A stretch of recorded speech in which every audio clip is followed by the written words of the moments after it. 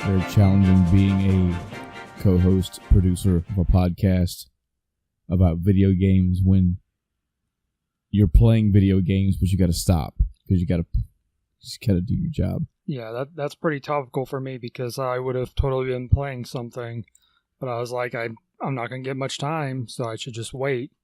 Yep.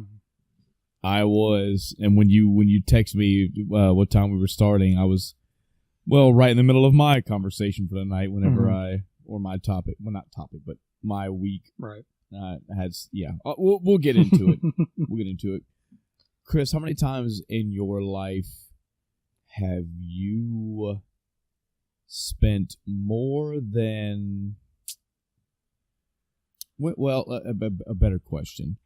Okay. What is the most expensive place that you've went to eat? Now, bear in mind, I don't mean that you went somewhere and you bought like 7-8 dishes and then your bill came out to be $120. I meant it's like you and your significant other and or children, and with a meal apiece and a drink apiece, you spent like, I don't know, $140, $160.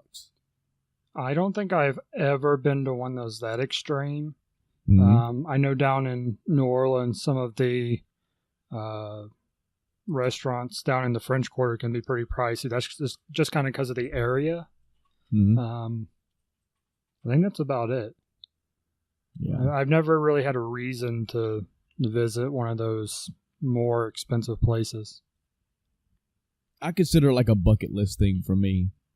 I have like family in-laws that eat at places like that, and I've had family on my side as well that eats expensive places like that. I haven't done it yet. I may be in the future, just to kind of carve it off the bucket list. I really want to know what it's like when I spend, $75 on a meal. Yeah, and you know it's not going to be a very big meal either. It's going to be one of those where it's like, all right, here's your $70 steak, and it's like the size of a 50-cent piece.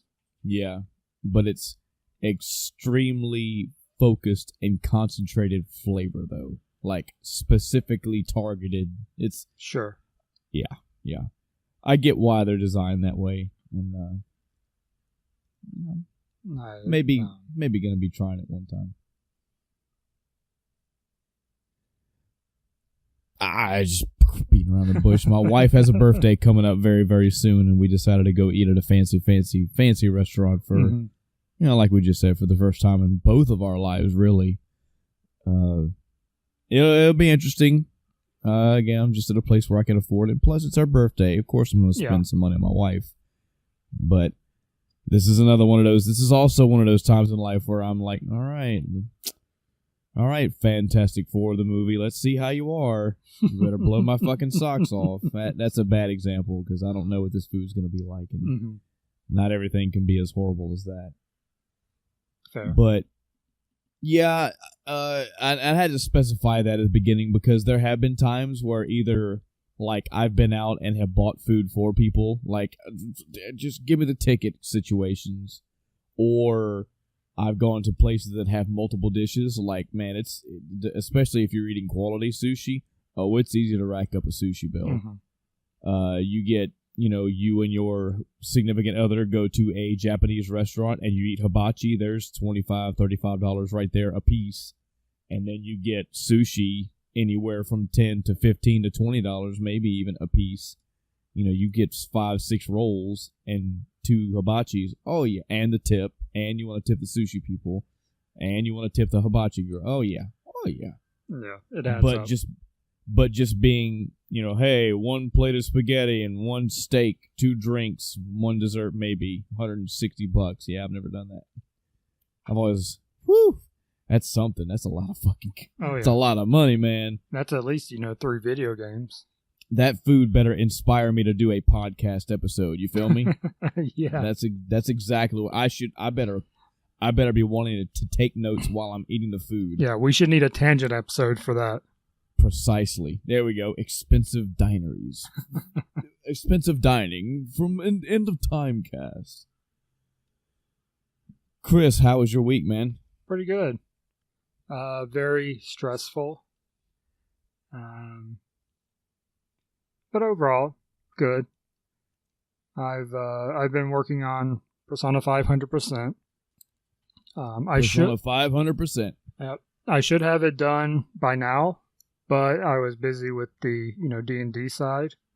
Mm-hmm. The 100% went a lot faster once I got to a certain point, and you had mentioned before the Reaper that killed you because you fell asleep playing or whatever. Mm-hmm. There's actually a semi-exploit you can do to farm him. Yeah, I've read something about the fucking flu season. Yeah. It can it puts him to poison, and Despair. You run away and you fight him again and you poison or some shit like that. You fight him and you run away until he gets to the despair status effect. So after 3 turns, he just dies. What? Yeah. How much? What does he give? Oh, it's like 75,000 experience each time. Oh my god! Really? Yeah, and a bunch of money. So I did that and got level 99 pretty quick. Holy shit! So after that, the game was a breeze. Well, if I remember right, yeah, didn't that's only in like December, right? There's a 3-day window in November and a 3-day window in December. Okay. I actually almost messed up because I ended up doing it on the last day of the November stuff because I was working on other things. And I ended up on the last day of November's window going, oh, wait, I should be in Mementos. Yeah. So I went and did that. Yeah. I have on my New Game Plus file currently, I have all the possible confidants at that point done. I am done with the cruise ship. Or the ship, whatever. I have played all the video games. I've done most of the trophies for like all the sodas and stuff. I still need to read like 2 books, I think. I'm a little worried about the books. I might actually have to load an earlier save just to have enough time for that because I'm quickly getting to that point of, okay, nothing but cutscenes until you have like 1 day. Yeah. Before you have to do the final area. I'm 80% done with the Persona list, the compendium. I have, if my window wants to open, and of course it's not going to work right now. I have like 24 Personas left to get, and they're pretty much all from combining. And I've got like the top 5 in the game. Yeah. So I'm pretty close to doing that. I still need to deal with the twins. I've maxed them out as far as a confidant, but... Have you been doing a guide to do all the personas that you wanted? I'm guessing you've been using guides, period. Yeah. There are several websites that give you information on the personas, but there's one that's really good because it gives you all the possible combinations to get that one. And I was able to just basically copy and paste into Excel. You right there?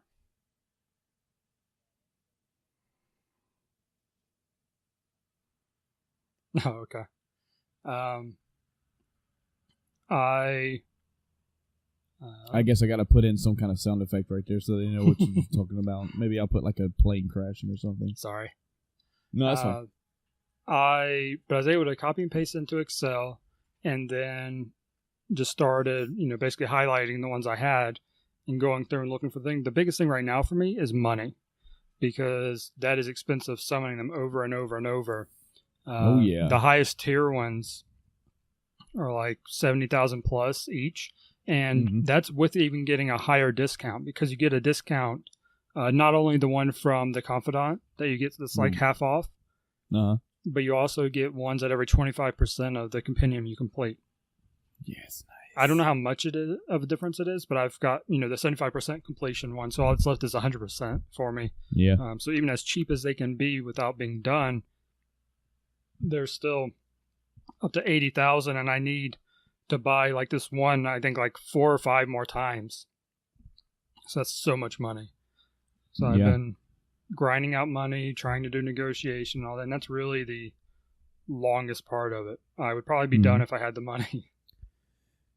Are you through conversation paths or storyline paths or anything extra, are you deviating from your first playthrough to see different avenues of dialogue, stuff like that? So, as far as confidants, I'm just doing whatever maximizes the stuff. Their dialogue doesn't really get all that different. You still get the same story. As far as the actual story goes, though, I have picked different options here and there. And I did actually watch the bad ending, which is kind of disappointing because it just kind of fades to it doesn't fade. It goes to the Velvet Room. But instead of being the normal, just straight to game over, you died, game over thing, it actually plays a little bit of dialogue and then it's the game over, and actually plays the credits. So it's a true ending. Right. Which I talked about before. They count, dying as an ending. That's not an ending. That's quote unquote an ending. Yeah. So this actually played the credits afterwards. So it's a true bad ending. I haven't gotten far enough yet to do the other one where you make the choice in the Velvet Room. But I'll do that once I get there, save beforehand. Well, you save anyway because it tells you this is as far as you can go or something like that. So I'm going to watch that one too. I don't think there's a whole lot else to do. In a lot of conversations, or at least, going towards that bad ending that I watched, there's only one dialogue option that mattered. If I pick the other, there's like 5 dialogue options you pick, but only like the first choice you make matters. Then you can just choose whatever you want from the others. Right. I always felt in my playthrough, when it came to the actual storyline choices, I always felt like I was making the wrong choice because my party members would be like, they'd say something that was like, "Oh man, you hurt my feelings," or "Oh no, why'd you say that?" or "Oh no, not that, this." And I always felt like I was picking pretty much the right thing to say or the decent thing, and then somebody would be butthurt or get their feelings hurt, or it's like, "Well, yeah, man, duh, I know that, but here's this." I don't know. Yeah. I figure if I ever go through another playthrough, I'm gonna go straight Darth Sidious and just be fucking evil as fuck and just piss people off or be mute or whatever. Yeah, try to be the asshole because damn, apparently according to them already was. Yeah, I don't think it makes that much of a difference. You get like one more line, like when you're talking about. I know one of the times where you get sort of obviously different, dialogue is when they're talking about the names of a palace, or the keywords rather, and you pick one that's not the right one. They're like, that doesn't sound right. But then you just go back and someone else will suggest it. So it's like, all right, we got there anyway. So I always got the feeling that it was along the lines of, we're coming up to the question, here are your answers, here's the responses for those answers, but they all funnel to the next part of the sentence. Yes, exactly. They always funnel from your answer. They give you something that's personalized to the answer you picked, but it's still going to that. If they say, where do you want to go, and you got left or right as a pick, if they want to go right, they'll go, yeah, left is a good idea. Let's go right. Shit like that. So yeah, it was nice getting to finally see all of the confidant stuff, and that includes every romance option at once. Yeah, the only ones I don't have maxed out are the ones you literally can't because they're part of the story. Yeah. I finally did the last one like the day before my current save when I went where I'm in Mementos doing my grinding for the compendium. And it's going to be close for the reading. And I've also have to figure out why I haven't gotten the trophy for crafting all the infiltration tools yet. I actually reloaded my save because I crafted them and it didn't pop. So I was like, okay. So I'm going to, instead of wasting that, time period, I just reloaded. I'm like, all right, I'll buy more materials so I can try to craft everything at one more time just to make sure. But it's not easy to get all of the materials. I'll have to do some grinding just for those if I don't have them after my money grinding. Yeah.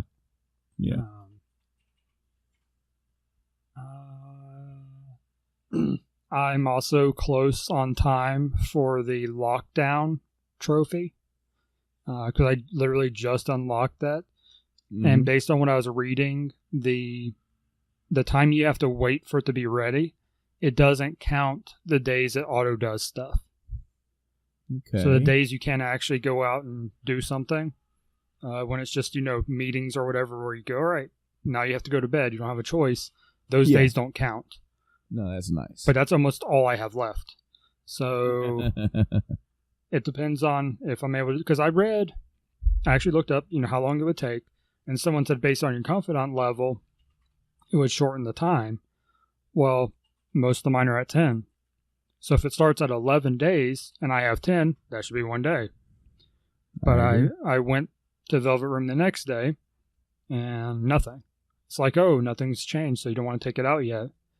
So I might have to load an earlier save, do all of the twin stuff to max them out again, because I just did that just to get that trophy. But yeah, so I'm close.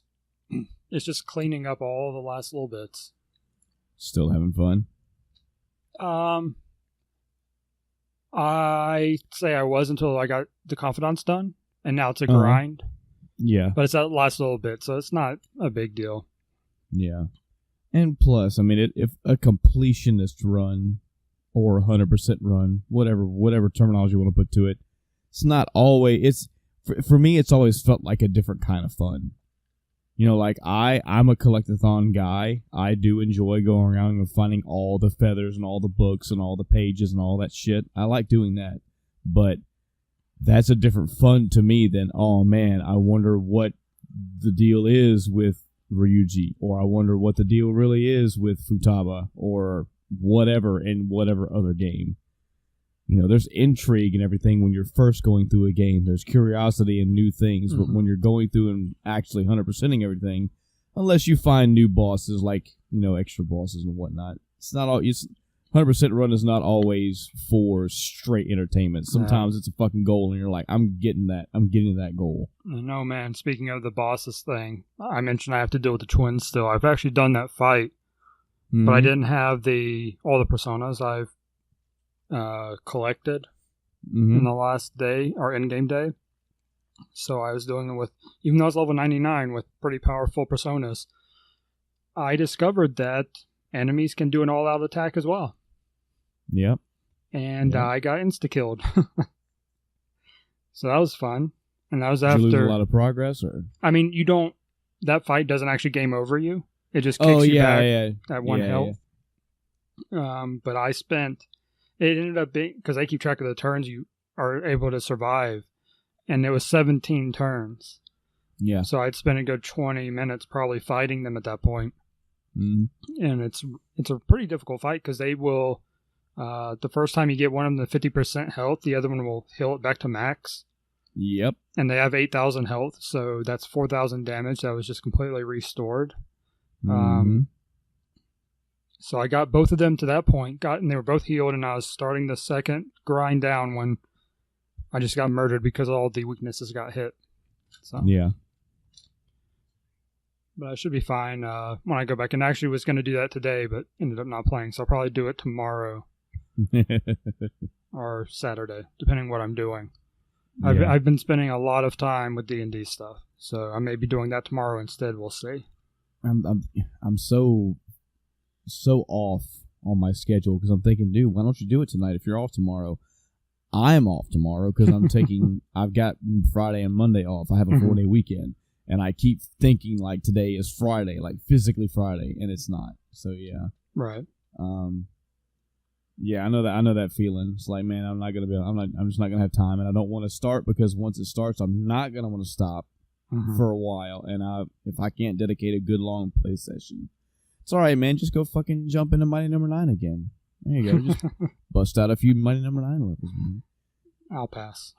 I'll get to mine eventually. Don't worry. So yeah, D&D.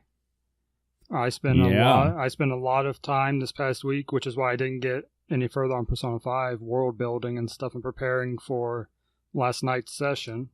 It and in that same time, I am now caught up on Critical Role. I'm on the last episode. I have less than an hour left.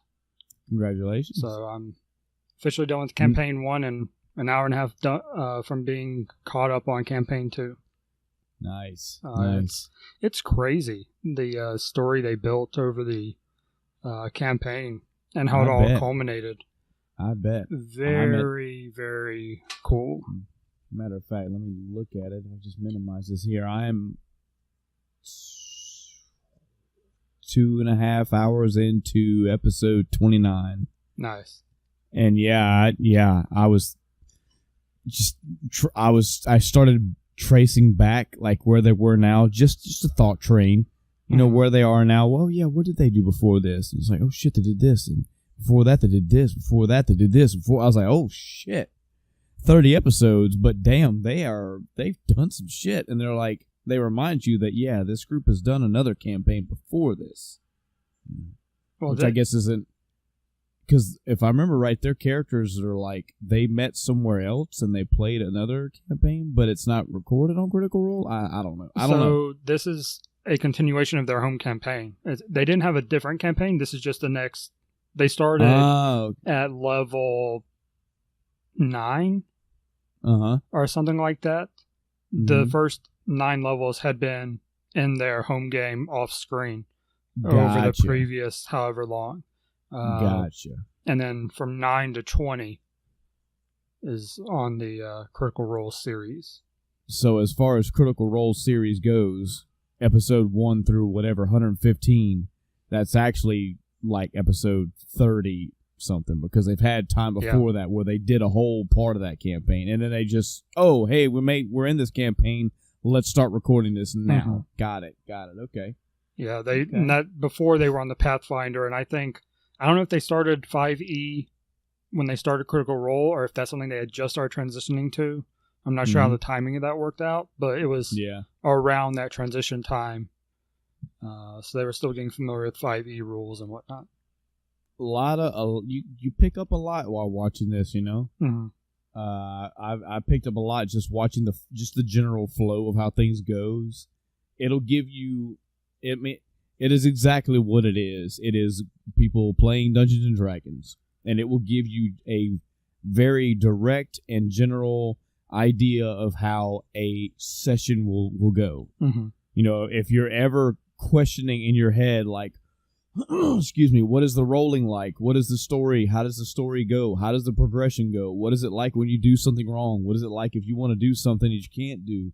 What if you don't know something? What about it's everything. You could just start with episode 1 and get this is what it's like. Yeah. It's not this. There are other variations. There are other ways to play it. There are other DM styles. There are other player styles. But I feel that this is generally how it goes. You know? Yeah. Yeah, and it's a authentic experience too. Oh yeah. So many funny moments, man. So many awesome moments. I really need to start jotting down. I need to start taking notes as I'm watching this series, because, man, the Grawl getting into a fight in that arena and then losing. Oh God! Wait, spoilers for Critical Role. This is kind of a big deal because, well, I say spoilers, but 115 episodes times 3 hours. That's roughly it's close to 400 hours worth of content. I'd have to say a lot to spoil a lot, but still, in any event, I never want anybody to get spoiled on anything that I'm personally responsible for. Spoilers for Critical Role, but Grog going to that arena and then losing, like down to the wire, losing to that fucking orc, having the like comeback queen shit with the 1 hit point, and then rematching later and the victory. I was like, yes, awesome.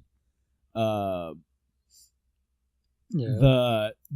antics that they get into, hearing how they use their characters and how Matt will go with it or not go with it or correct them, and it's how I look at players and as DMs as a whole, and how I would like things to be. You know, Matt doesn't go, all right, hold on now. You can't do that just because you think you're a druid, okay? This is what the book says. He's like, he gives reasons. Like, no, you can't cast that spell right now because you are falling from the sky at 80 miles an hour and you have just taken a lightning bolt to your gut. You are in pain and you're falling. Sorry, but your concentration is not that good right now. And I'm like, yeah, there you go. Shit like that makes sense, you know?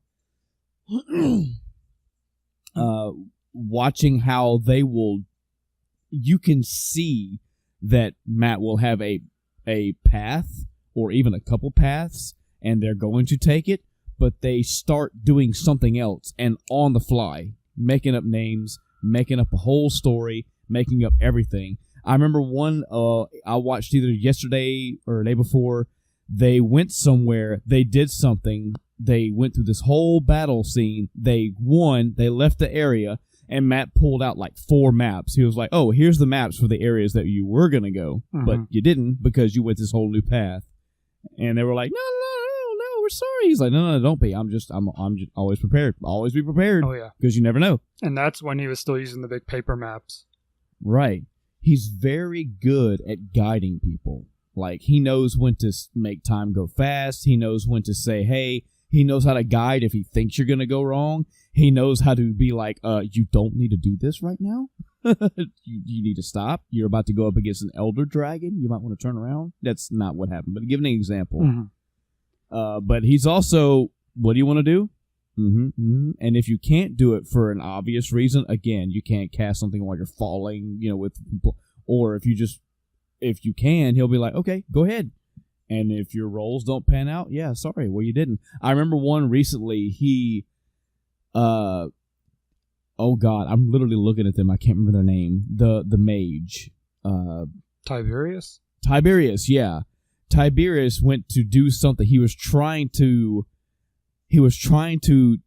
take a little dagger or a short sword, and he wanted to imbue it. Yeah, he wanted to imbue it with magic, but he was like, "But I want fire on one side of the blade and ice on the other." And Matt was like, "The for one, the level that it takes to make this even happen on the magical scale is enormous. You don't really possess that level yet, but also to take 2 and morph them into 1 is nigh impossible. That is something that would take a lot of magicians to do, a lot of sorcerers to do, and it would take the better part of a year." And Tiberius was like, well, can I try? And Matt said, sure, go ahead, you can try. And you could see the guy that plays Grog. He was like, roll. He's like, do I have to roll like a D20? And Grog's like, do you really think it matters, bro? Do you really think Matt's going to give this to you? He rolled like a 17, and Matt said, okay, well, you tried, and about 20 minutes in, the spell broke off, and now you are out 500 gold. So now you know you probably can't do that ever again. And I was like, there you go. That's how you tell somebody no without telling them no. You know, he lost money, you tried something, you rolled a 20, and Matt's head, the roll he needed to make was like a 75, something he would never get. So, you know, yeah, sure, you can try to pick up this tree, but probably not going to happen. Like, you know. Yeah, anytime they do any sort of experimentation like that, you know, he lets it go through, but if things don't work, even if they do work sometimes, they have a heavy price. Yeah. I'm not sure if you've gotten to a thing that involves mirrors yet. No. Okay. I've gotten, well, maybe. But I don't know the result of it yet. Okay. Tiberius was at a local town. This was a couple episodes ago, and bought I don't know how to take Tiberius sometime, man. His character, he's so fucking extra. Like you will see him doodling on paper and drawing out this elaborate theme, and Matt will be like, "What do you want to do?" And he's like, "Okay, here's what I'm going to do. I'm going to try this. I'm going to put this thing on this." And Matt goes, "Okay, well, you can't really do any of that because you are not proficient at this thing." And he's like, "Oh." It's like, dude, you need to not do that. Like, you need to be asking the DM what you can do before you have this 20-page novella of what your plan is, and come to find out, no, you don't know how to work a fucking blacksmith's iron, okay, dude? But anyway, he was in this town, and this whole time period was very funny to me because Tiberius kept going to town. He kept going to all these places and buying shit and buying shit and buying shit. And the physical in real life character that played Grog was getting so fucking annoyed. he was like, dude, I'm bored. Like, you have spent like 20 minutes doing nothing but buying things, and you keep saying one more, but you have another one. You go, oh yeah, one more thing. But just seeing the tactful frustration on Matt's face as he handled all of it was just great to watch as someone watching a DM, because there came a point where he was like, oh, one more thing. I want to buy a bunch of mirrors. And Matt was like, okay. He was like, I want to go around to every single shop in the entire town, and I want to buy every mirror I can. And Matt's just giving him this look, and the Grog guy was just folding his arms and rolling his head back. Ugh.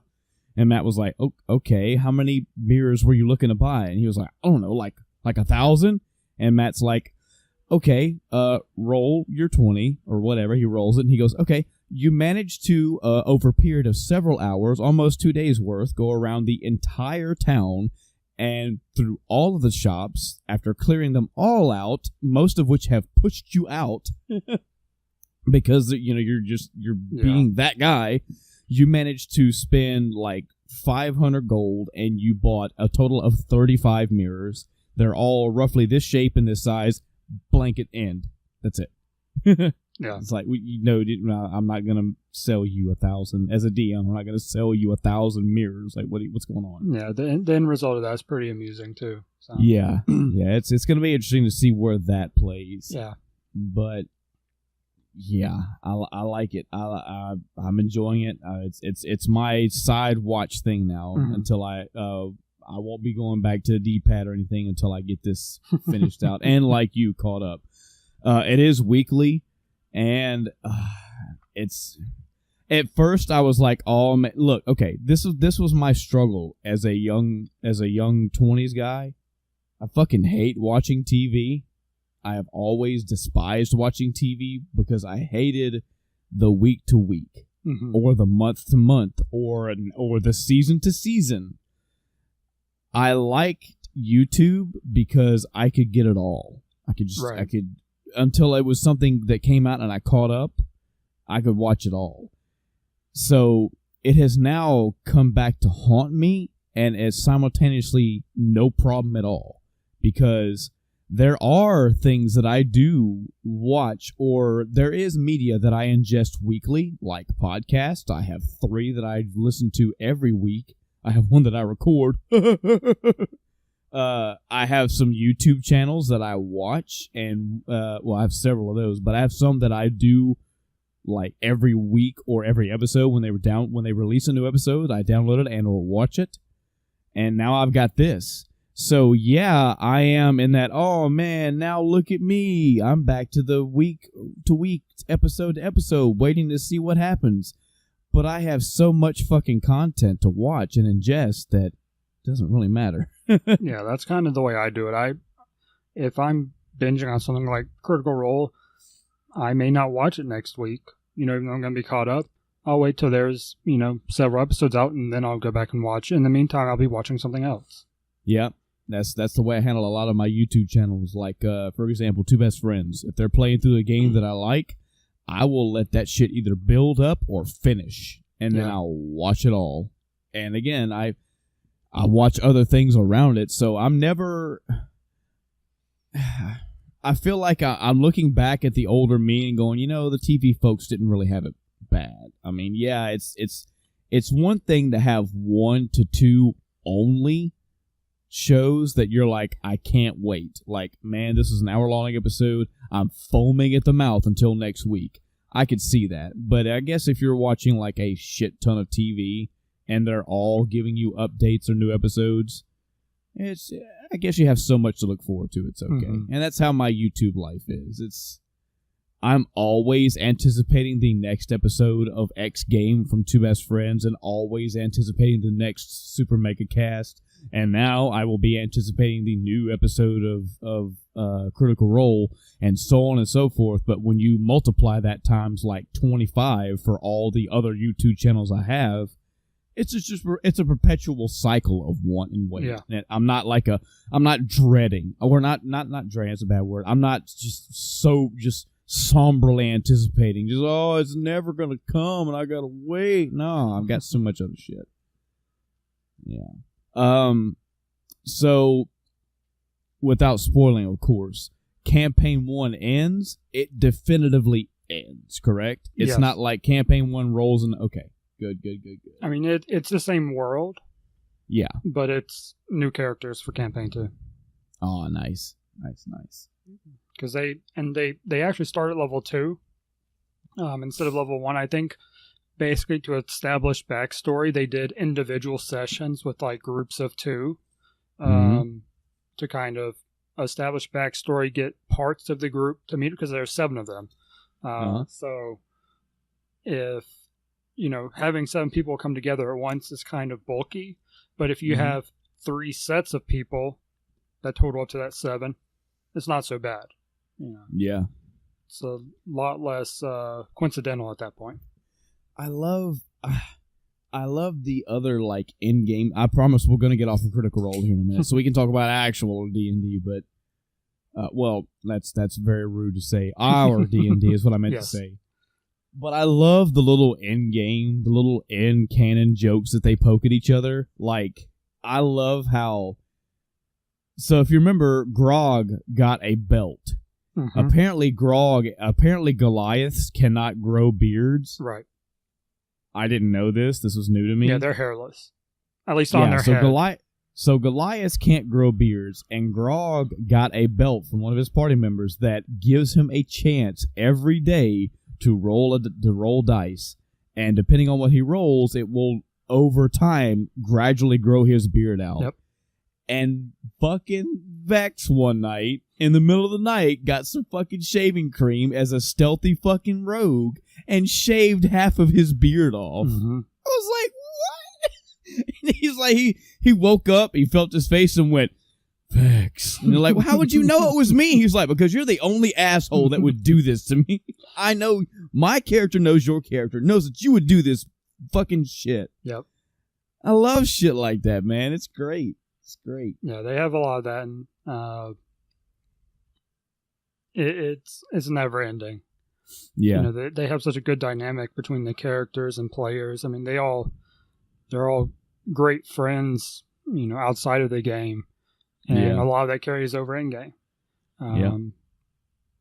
It's just a cool dynamic. Yep, I'm enjoying it. Glad I started watching for many reasons, but also because it gives me more knowledge and insight to actually playing D&D. Yeah, so did I do it, Chris? Did I win an award for the Segway of the Year? I wouldn't go that far, but good job. So yeah, last night was our first session. Yay!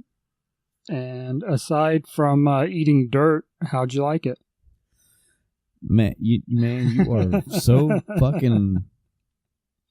You're just awesome. You're a great brother and a fucking friend and a DM that doesn't fucking rub my nose and shit, man. Thank you for not being that asshole. So not solely revolving around that poor shit. In general, it was interesting. It was nice. It was again my first foray that actually counts of me getting into this. Was definitely anticipating it the whole week. Was eager. Couldn't wait to get into it. I was really curious to how you were gonna do it. I was curious if it was gonna be canon. I knew it wasn't gonna be some fucking brawling, sweeping narrative and fucking like a beholder comes somewhere. Like I knew it wasn't gonna be grand scale, but it was interesting. I'm curious. This is side table talk. Mm-hmm. And this is not influencing you. I'm just saying it's something that I, as a player, am curious. I'm curious as how you're actually going to weave these characters together. Because as of last night, technically, if you're thinking of the characters, we didn't really band together. We did fight some things in AN, but this is not like Suikoden where fucking Letnock shows up and goes, you are all destiny tied together. And this winds will sweep you, and this is the castle that you need to go fight the fucking Ganon at. It's nothing like that. So yeah, right now we were roaming random people in a tavern. Some shit went down. We handled this shit, and now we're back to our lives. So this is anticipation for me, and I'm hopefully the other players too is like, man, well, what's all right? What's gonna be next? And really, I mean that's really one of the most difficult parts, and that's kind of why I started out like I did, because I wanted to try getting some interaction before anything ever happened. To give at least a little bit of an acquaintance type thing. But I mentioned after we end, nobody got each other's names. Nobody asked. Nobody did that at all. So I was like, okay, so I'm going to have to do something from a DM perspective that kind of encourages this interaction, so to speak. The conversation with the guy didn't go quite as I was expecting. So I was like, okay. But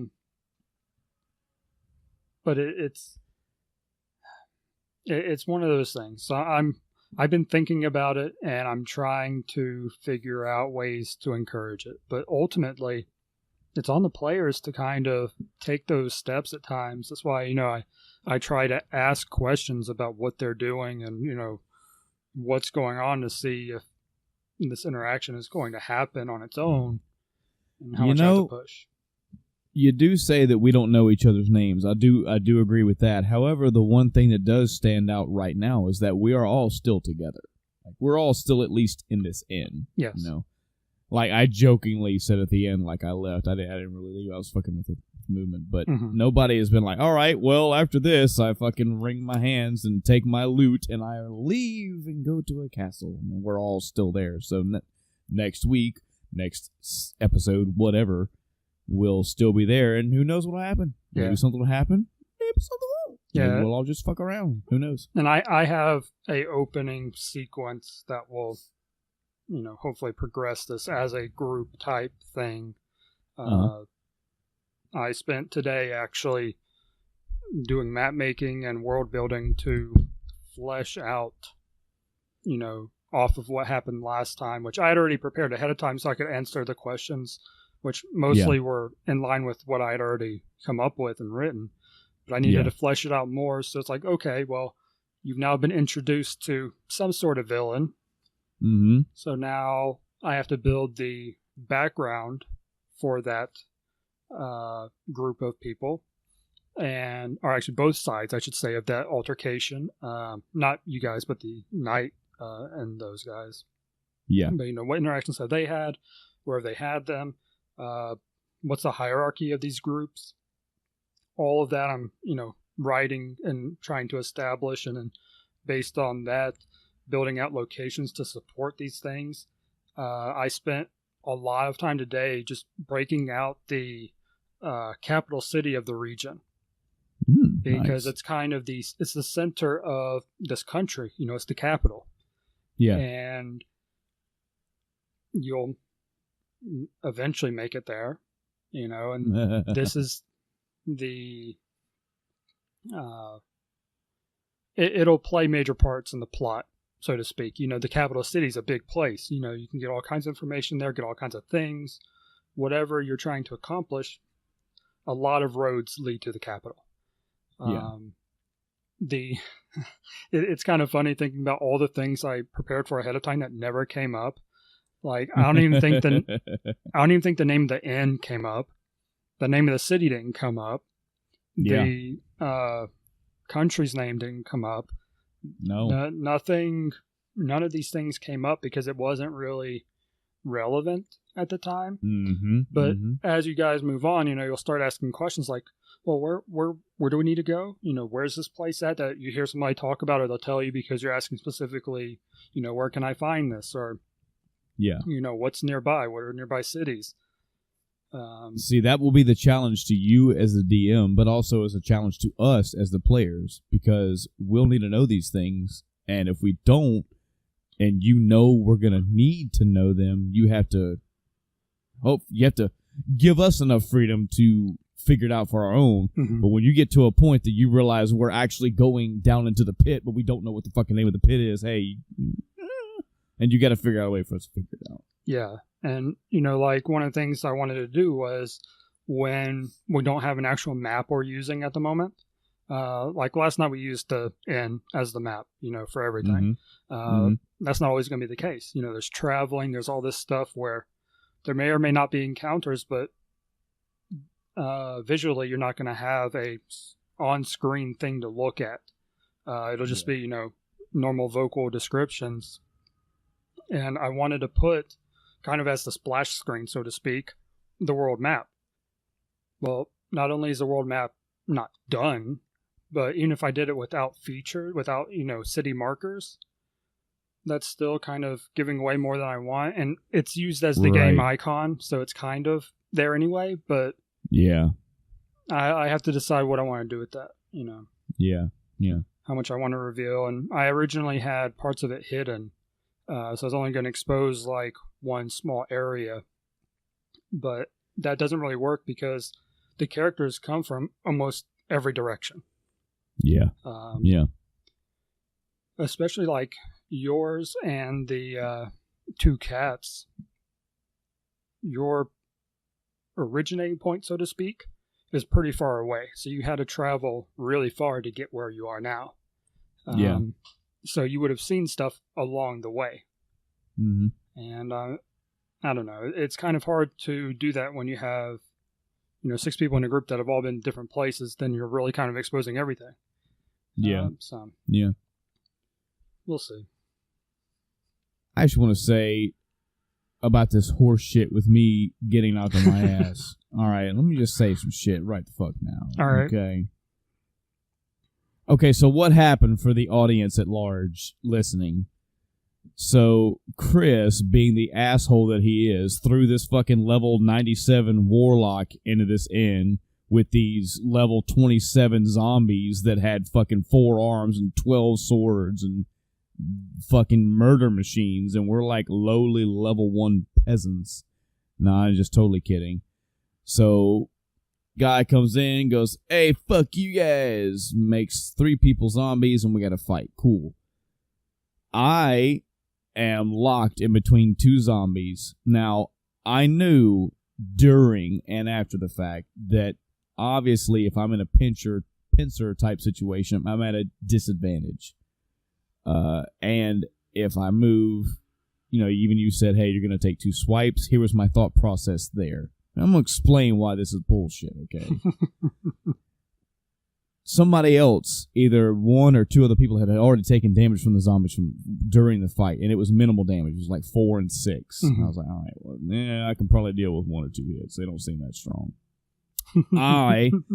The character, wants to go for that guy, hoping that if I kill him, these zombies will be no more. That's actually wrong on my part. This was me playing the student in my nature, because I would have known that whenever they put him to sleep, he wouldn't have been able to control him anymore anyway, because he was unconscious, and also, he wasn't actually waving a hand up like a puppeteer. He just did a thing, and these zombies appeared. So, anyway, I fucking roll, and I have to move from in between these 2 zombies, and I'm going to go straight for that guy, and I'm going to fuck his world up. And Chris was like, hey, just a reminder, if you move like that, you're going to get hit twice because you're moving by 2 enemies. I was like, fuck yeah, I know that. Let's rock this shit. Rolled. First zombie missed completely. Second zombie hit, criticaled, took me for all of my exact hit points. The exact number. And I said, I want to tell you, Chris, I wasn't mad, okay, because you can't be mad at dice rolls. I mean, the dice can fuck you. It's RNG, just like we know in MMORPGs. The RNG can fuck you. I got fucked by RNG. I could have handled it better. I could have been like, all right, I'm just going to be the guy that just sits here and swing the sword at the zombie. I could have just been the average guy, and maybe I should have.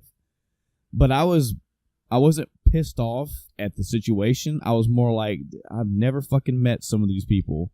They don't know me from Cheyenne, and I made this fucking character, and our first fucking encounter, the first time, I'm like, I pull out my silver sword. Let's fucking dead. Not oh man, I took a bad gut wound and I need to fucking go off to the side and beg for healing or something. No, it's like, boom, take 2 steps, dead. I was like, yep, Welcome to me and fucking D&D right here. But it all turned out for the good. All in all, the other thing I wanted to mention before we ever move on from D&D was that I had heard you say several times how easy and convenient the Roll20 setup makes it. Man, you wasn't lying. Mm-hmm. I didn't realize how easy that shit is. When I'm watching Critical Role, when it comes time for them to roll, that's always the part, and I'm talking 38 episodes or whatever by now, where I've been like, I kind of follow what's going on here, but I kind of don't, because they have their sheet in front of them and you can't see their sheet. Right. Later you do, because they do update it where you can see it, but they're having to keep track of modifiers, they have to keep track of inspirations, blah, blah, blah, blah, yada, yada, yada. So they'll roll, and then they'll say, like, I rolled a 7, plus 2, that's 9, plus 1, 10, plus another 4, that's 14, plus another whatever. And they go on, and I'm like, this is where I'm losing it. Because I'm imagining just my eyes darting all across this. I put myself at an experience level and think that, okay, so what this show is telling me that when I get educated in this game enough, Chris needs to be able to go, okay, fine, roll me whatever. And I just go, bam. This. I turn my paper, this, as it is, bam, bam, turn the paper back, I roll a 19. And I'm like, man, I hope I get to that level one day. I hope I do. Roll20 comes in and says, bruh, you ain't got to do none of that shit. Your DM says, man, roll me a fucking investigation. You click investigation, you got to fucking roll. Yep. And you say, well, wait a minute. What if I have a modifier? They go, bruh, chill out. I got you. Your modifiers are already in there. And you say, well, what if I have modifiers, but I'm rolling at a disadvantage? And they say, man, it's okay. You just click that disadvantage tab and you roll. And whatever the fuck you have on you that you're supposed to be keeping track of, we keep track of it for you. Mm-hmm. You just click the button and roll, man. So that was very nice to realize how easy it was. Yeah. Cool. Yeah, and to be fair, for you on that strike, you took a crit hit on. Not only was it a crit, but it did only 2 points shy of maximum damage for that hit could be. Right. So it's just one of them things, man. I just got really, really shit luck. Yeah, and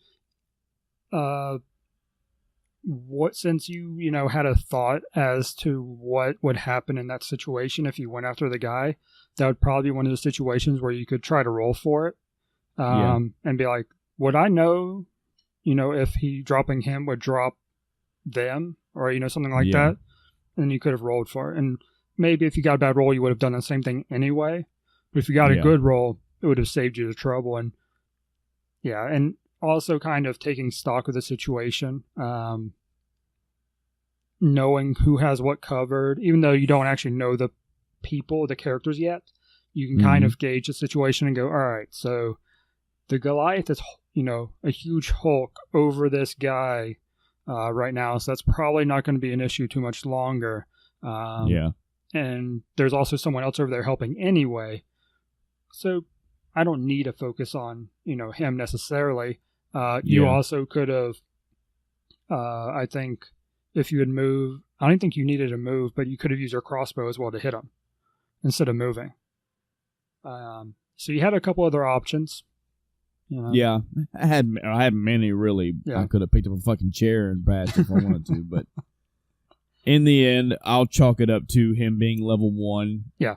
And being a student, and this is like his kind of his first, third, whatever outing into the world. Mm-hmm. He's nervous. He's new. He's good at investigating, but not the greatest, of course, etc., etc., etc. So this will be a learning experience for my character. It just really sucks that this is a death lesson in front of people that I'm fixing to probably fucking slay dragons with. It's like, hey, remember that time we were at the tavern and you fucking planted face? Step 2. Yeah, it's really rough at level 1. I'm actually kind of struggling with that right now. Excuse me, because I'm trying to build the next, encounter I have planned.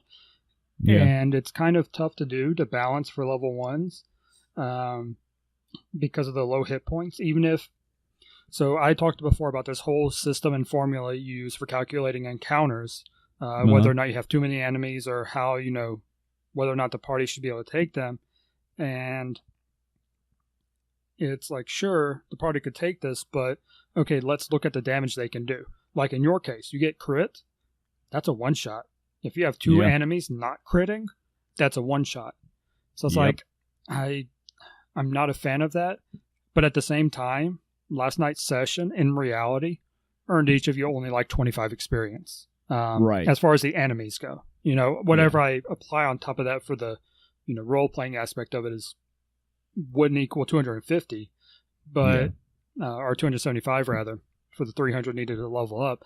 So I'm debating on whether or not I want to build the next encounter for level 1, or if I want to just award everyone enough experience to go to level 2.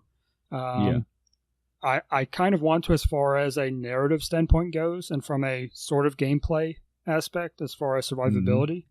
But at the same time, I don't, because the characters are brand new. They're still learning. They're still doing all this stuff. So it's kind of like, it feels a little cheap to do it at that point.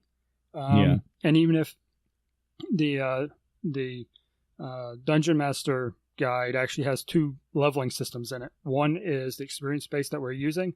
The other is for milestones. So when you accomplish a certain task, you level up. You kill a dragon. Okay, that's your, major or minor story arc you're on. You level up because of that. It's a huge milestone for you. Even going on that system, a milestone wasn't really accomplished.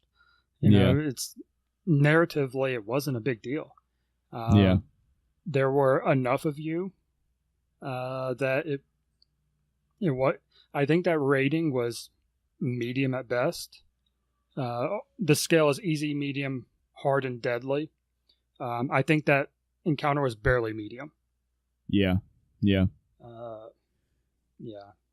A question I had about us and about Critical Role too, actually, was, do you know if and or how Critical Role does XP? Because they never discuss XP after any battle I've ever seen.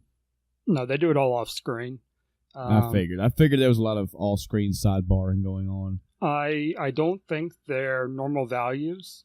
I imagine he awards heavily on the role-playing side of things, and not all players are the same level, so that leads me to believe they're using the XP system vice a milestone system. It just kind of works out that after the major arcs, which major arcs are supposed to reward their own art, experience. So, they kill a dragon. Not only are they going to get the 2,000 experience each for killing the dragon, they're also going to get another 2,000 each for just clearing that arc or that whether it be minor or major type thing. And I think that's where their stuff, they do all that off screen, which is not a bad thing because it doesn't bog down the show and whatnot. Right. But it does leave stuff to be desired as far as seeing when they level up, because unless they get a new ability, and later near the end they actually start talking about it more when they level, because they're like, hey, I just learned a new thing. Because they get some pretty powerful stuff when you get up in 15 plus. But I'm pretty sure they're on an XP system, and I think they're heavily awarded RP experience to help keep the levels moving. Nice. Yeah, it was fun, man. I had a good time waiting for next week, for the next time, see what happens. We'll see where this goes. Yep. Hopefully I can get that hook in there, get the group together, and move forward with the plot. Actually finish writing out, I guess you'd say the current arc I'm working on, and figuring out what the hell comes after that. Yeah. Because I have to, one thing I was trying to decide today, and I haven't actually come up with yet, is what level I should expect this arc to finish at. For, say, the final boss of the arc, I can design that boss, but I need to know what level to design it for, and that will kind of drive how much stuff is in between. If it's a level 5 boss, you only have a few things to do, really. A few in-game days worth of stuff to do to get to level 5. But if it's the level 10 boss, that's, months in game. Yeah, possibly. we got some work. Yeah. We'll see, man. Yeah, it's rough at level 1. So, especially when you don't have healing potions and you can't afford healing potions at that point. Yeah. It's interesting. And it's really only that's only like my second time DMing either. And the only other time was the home game I was talking about before. Mm-hmm. So I don't have any past experience with it as far as that goes, other than, making stuff up for myself. I told Adam this today. The funniest thing last night. There were lots of funny moments, fun moments too. The fucking bards dueling each other. Yeah. And that fucking roll where like, oh, he lost and he fucking came back and beat him by one fucking point. And it was, oh yeah, that was great. And I know you heard me laughing. I had to cover the mic a couple times. I don't know why this fucking got me the way it did. But for the audience listening, in this Roll20 is a website you can go to. You can log in or create a user. You can join somebody's D&D game. You can make a character. It's D&D interface for you. So as we're looking at this map that Chris has designed of this inn with, a bar and tables and all this stuff, I don't know why this got me. This is going to sound so whatever, but it was fucking hilarious to me. Whenever you brought the enemy in and you were like, suddenly this cloaked man comes in the door, and because you as the DM can move shit around without us seeing, so we can't see your mouse pointer, or we can't see what you're typing, clicking, or nothing. I'm looking in this area as you're talking, and I see this fucking little token thing just go zip right onto the screen. Suddenly, a cloaked character. I was like, what the fuck? It just got me. I was laughing so fucking hard at that. It just suddenly this thing just slides across the screen real quick. Zip. Yeah, I don't know if you noticed it, but on the right side of the map, there's a black bar. Uh-huh. That's the Fog of War. And I do that so I can hide things underneath from the players. So when, he was waiting the whole time over there, the knight icon was over there the whole time, already pre-configured with hit points and all this stuff, character sheets and NPC sheets behind them. So all that was ready to go. And once the narrative got to the right point, I just dropped them in. You just slid them over. Yeah. Yep. I wasn't expecting it. I don't know what I was expecting. I guess I was expecting the fucking thing to just pop up in view. But to just see it quickly jet across the screen, I was like, what the fuck was that? Good times, man. Good stuff. Hope for good things for the future. Yep. Any other tidbits for your week? No, that's been taking up all my time. That's actually a good way we've done this week, because you talked about a game. We went to D&D. We both talk about D&D, and now I'm talking about my games, and then I'm done for my week. Yep. By the way, I passed my test last week. I'm still riding that wave, buddy. But so I finished God of War 1 and 2. I think at the time that they were recording last week, I was halfway through or whatever through 2. Yeah. Beat 2. Sorry, audience, about the coughs. I'm not under the weather. I think I'm just fighting off some bullshit bug. But anyway, I finished 2 and then moved on to 3. 3 was brand new for me because I've never played 3. 2 still had a lot of those fucking places, man. A lot of those, come on, man, bullshit death areas. 3 as well had a couple that kind of pissed me off that were like, all right, the design of this is not exactly that great. One in particular, if I can... All right, so imagine that you are in a cube-type arena.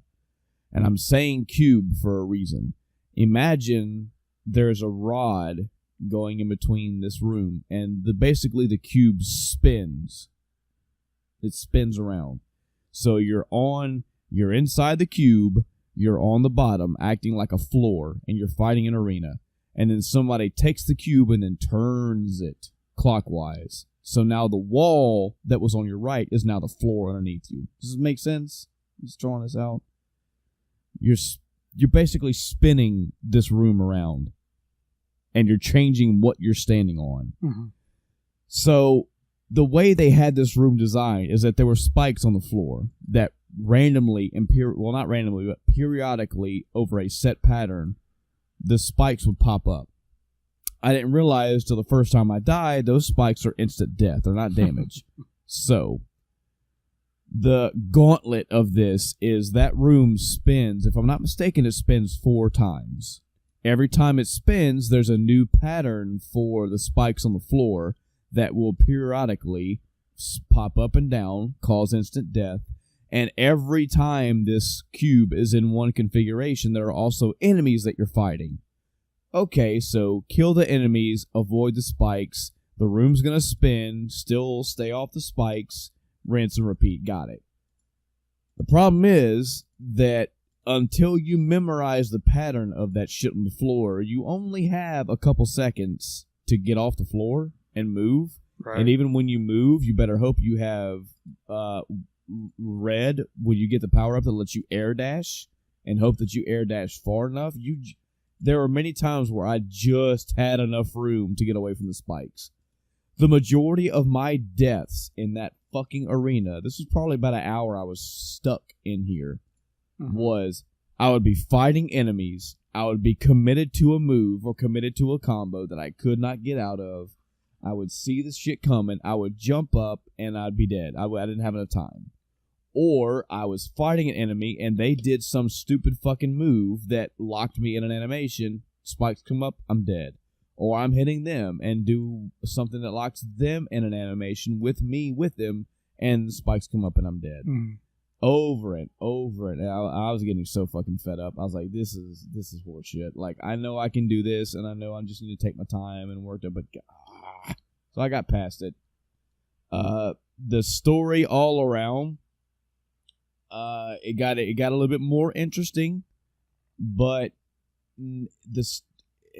nothing about the story really just shook me to the bone. You know, again, this is not fucking Final Fantasy VI narrative. I get it. I get that. But it was a serviceable story for the gameplay itself. And the gameplay, and right off the bat when I loaded up God of War 3, I noticed the quality.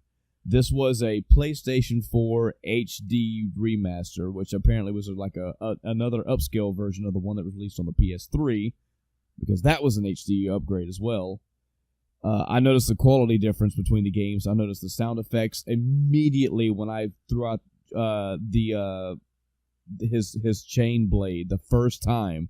The sound effect for the chains themselves, I was like, that's quality. That's different. It's better. I like it. The animations, the way the weapons move, the way the colors changed and upgraded over time. I could see where the money went into making this look prettier. But nothing about this story. This story was probably about a 6.5, maybe even I could be generous and say a 7. But it I don't know what I was expecting. But I was expecting more. I wanted more from this story, and I kind of got a ho-hum, cool beans, no big deal. But that's okay. I only played this trilogy as a refresher for the story as a whole, and come to find out, the fucking ending to God of War 3 never tied to another game in the future.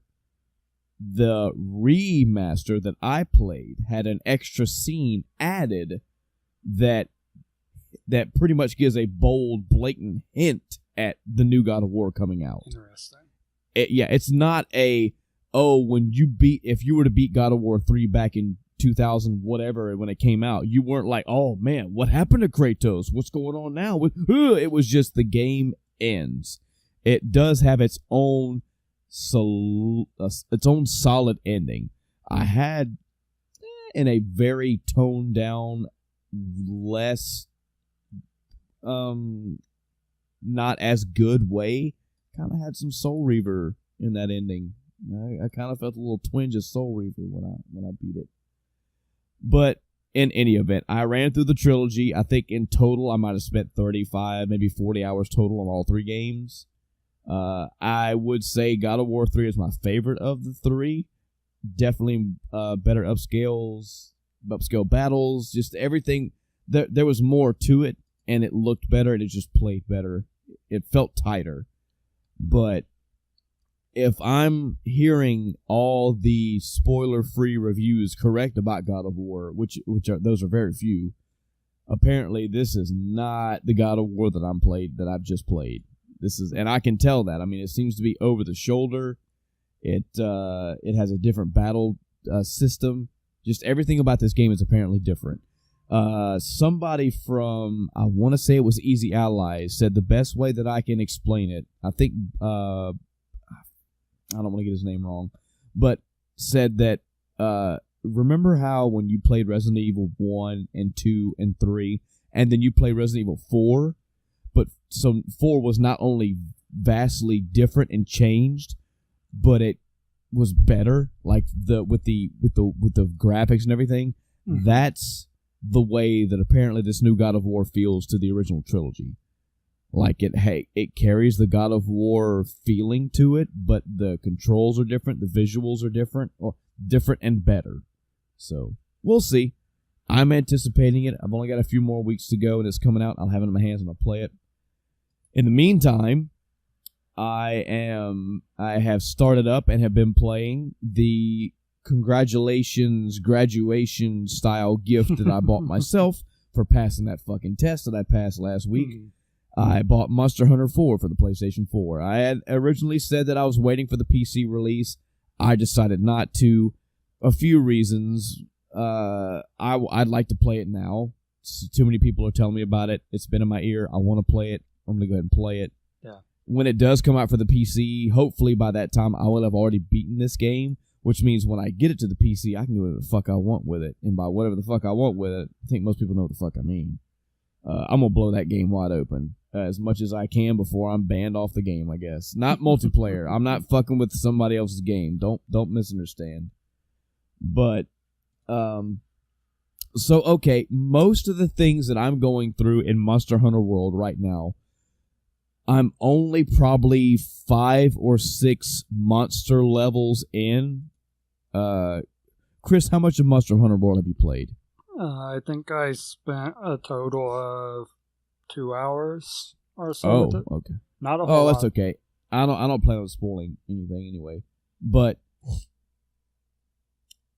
for those that have played Monster Hunter, you understand what I'm saying. You know, you go after this monster, and then you'll do a mission. The next mission, you go after a little higher monster. Yeah. You'll do a mission. Then you go fight another little higher monster, etc. Up the food chain. I'm probably 5 or 6 of those in. The reason why, and I've been playing this for roughly a week now, and you're like, whoa, I know how you play, man. You dump hours daily in the games. Yes, I do. But I was also playing D&D, and now I'm recording for you wonderful people. So, not all of my time is there.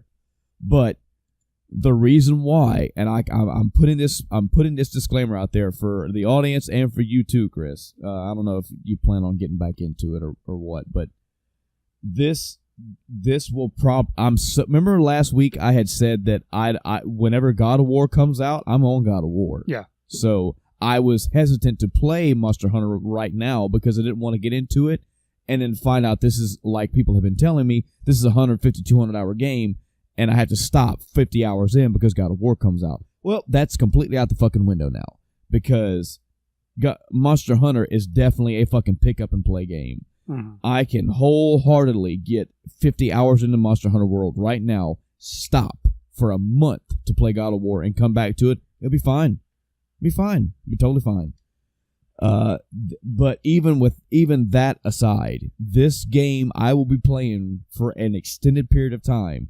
And I'm telling this mainly to the audience because I know people like freshness. They like knowing, hey, what are you doing? How much have you done? This is going to take me some time. I'm saying this hesitantly now because I have already found a niche, and I'm only like 6 monster tiers in this game so far. I have already found a niche that I'm having a blast with. And it is adding to why it's taking me so long to progress through the game. I have been joining games left and right. The way that I've been playing daily right now is that I will jump on, I will go to join game instead of create game, which create game, for those that don't know, that's basically how you're progressing through the story. You pick the missions you want. You can pick story missions to progress through the game.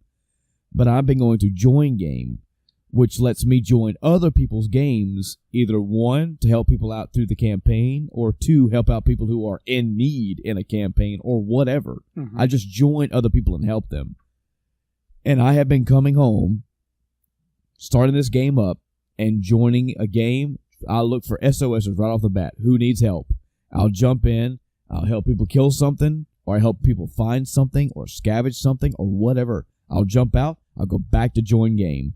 Until I can't find something in join game, like you can't do this because your level's too low, or this kind of sounds shitty, but you shouldn't do this because there's like almost no reward because it's already been over a specific time. Yeah. When I can't join another game, or just flat out tells me, hey, there's nothing to join, nobody's made a game, then I will go play a mission from my campaign. When I get done with that mission, whether it's a new boss or not, I will then go back to join game. Of all the games that I've played right now, the 7 or 8 through the campaign, I've probably joined like 50-something of other people's games. It's nice. You get rewards for doing that. You get money for doing it, but also you help people. And I don't have my headset hooked up to my PlayStation 4 yet, so I can't verbally communicate with people yet.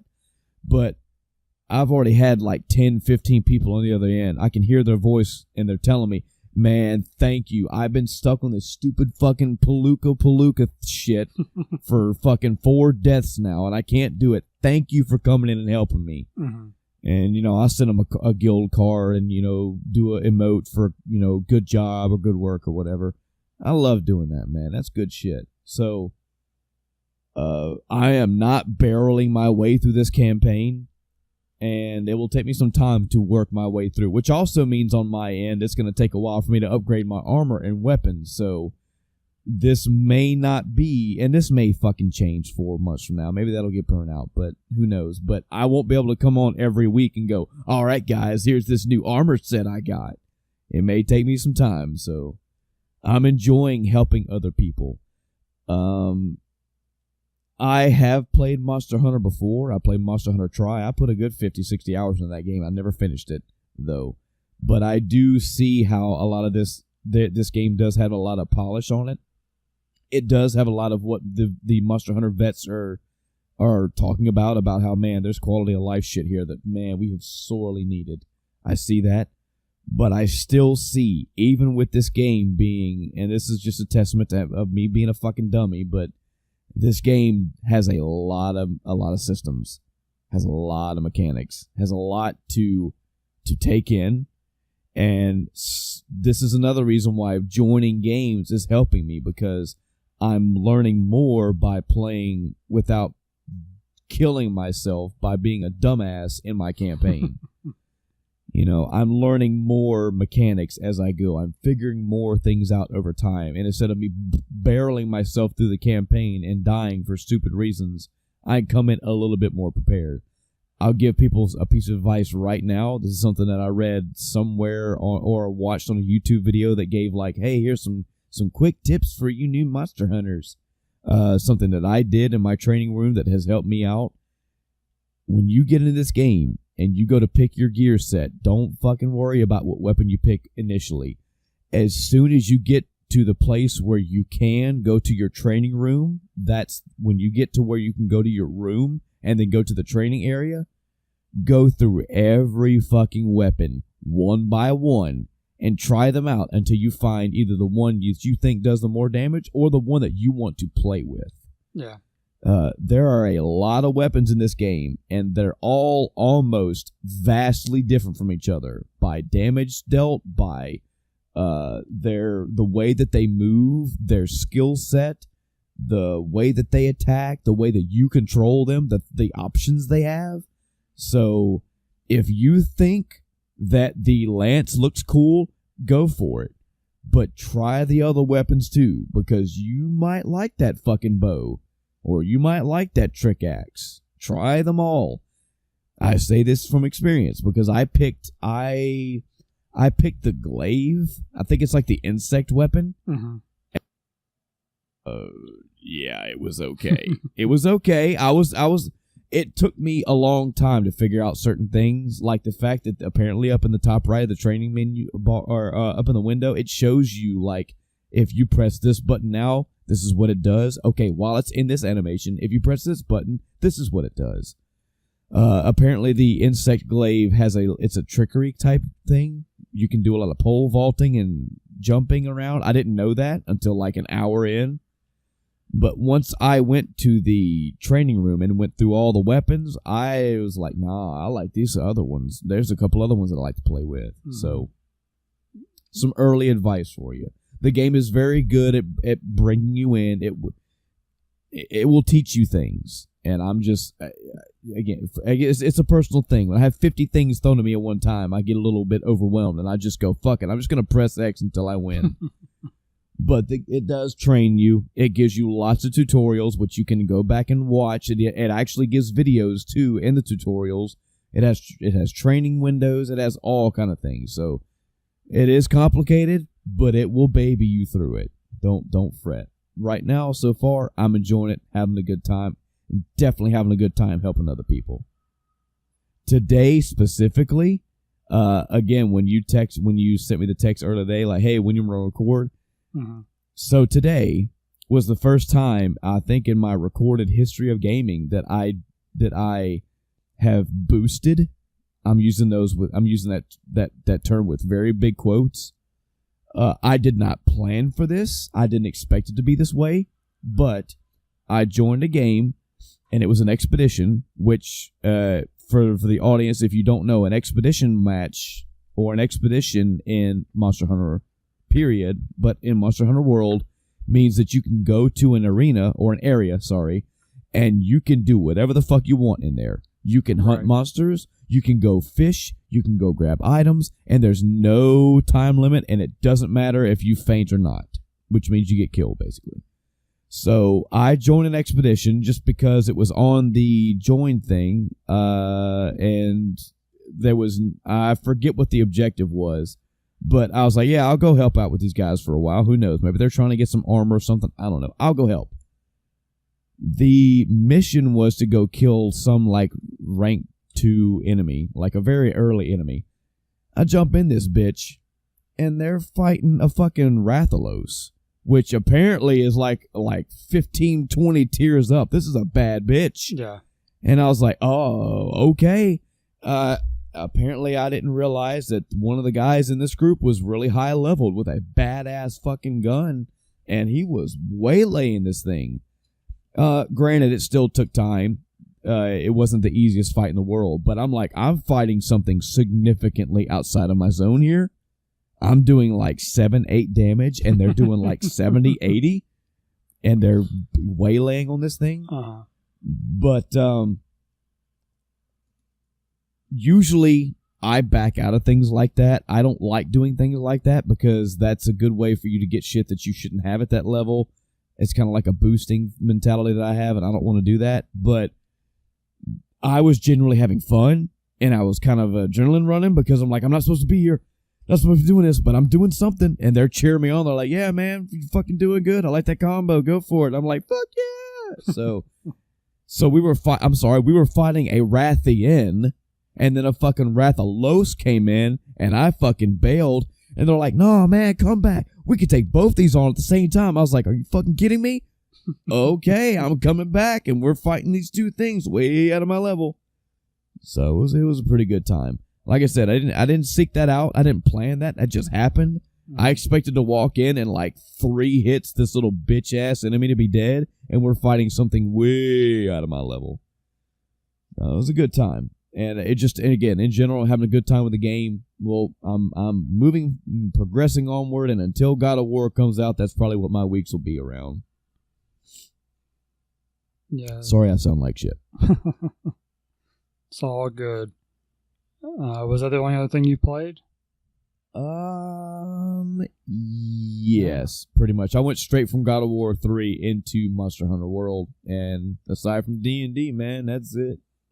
Speaking of things coming out, I completely forgot that Far Cry 5 was coming out this week.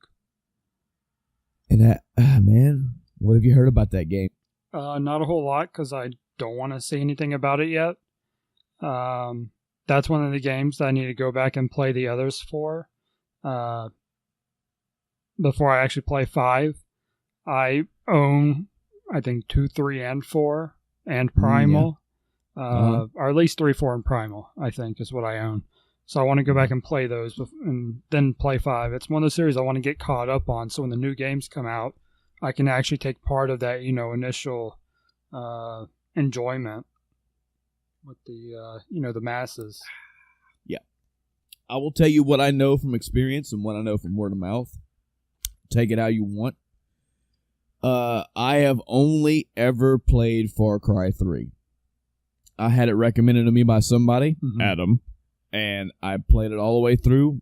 Thoroughly enjoyed it. Probably one of the top 20, 25 villains of all time, I'll tell you that. From what I have heard, Far Cry 1 and 2 are such a departure from Far Cry 3 that it would almost be pointless playing them. Yeah. So I never have. Far Cry 4 came out at a time where I had too many games on a plate and not enough money to buy that game, so I let it fly. I was kind of lukewarm about this villain anyway, the whatever his name was. And then the game came out, and I heard lukewarm reviews about it. People still put Far Cry 3 over Far Cry 4. Far Cry 5 has come out now, and I'm hearing lukewarm reviews again. So I will probably play it at some point, but I am not foaming at the mouth for Far Cry 4 or 5. Yeah. I think I may have 4. I think I may have got 4 on like a Steam sale, but I don't like to hear that about that game because I had a really good experience with Far Cry 3, but that experience for me was bundled. You know what I mean? From start to finish, I wrapped Far Cry 3 up in a nice warm package. It's in my heart and memories, and I had a good fucking time with it. And I feel like that's all I need. If I ever get around to 4 and 5, I will. But when I'm hearing people say, "Man, it's okay, it's just good," I'm getting that fucking Fallout 4 vibe, I guess you'd say, where it's like, some people say it's good, some people don't. Did you play Far Cry 3? Fallout 3? Yeah, okay, you're good. Yeah, so I can see that. But yeah, that's I feel like another game came out and flew completely under my fucking radar, but I didn't look it up. I was too busy doing podcasts, other podcast homework today. So I heard some actually good things about the new Kirby game, and the fact that Kirby's still kicking today is I love that little guy. Love how awesome that is. Kirby's still around, still doing the damn thing.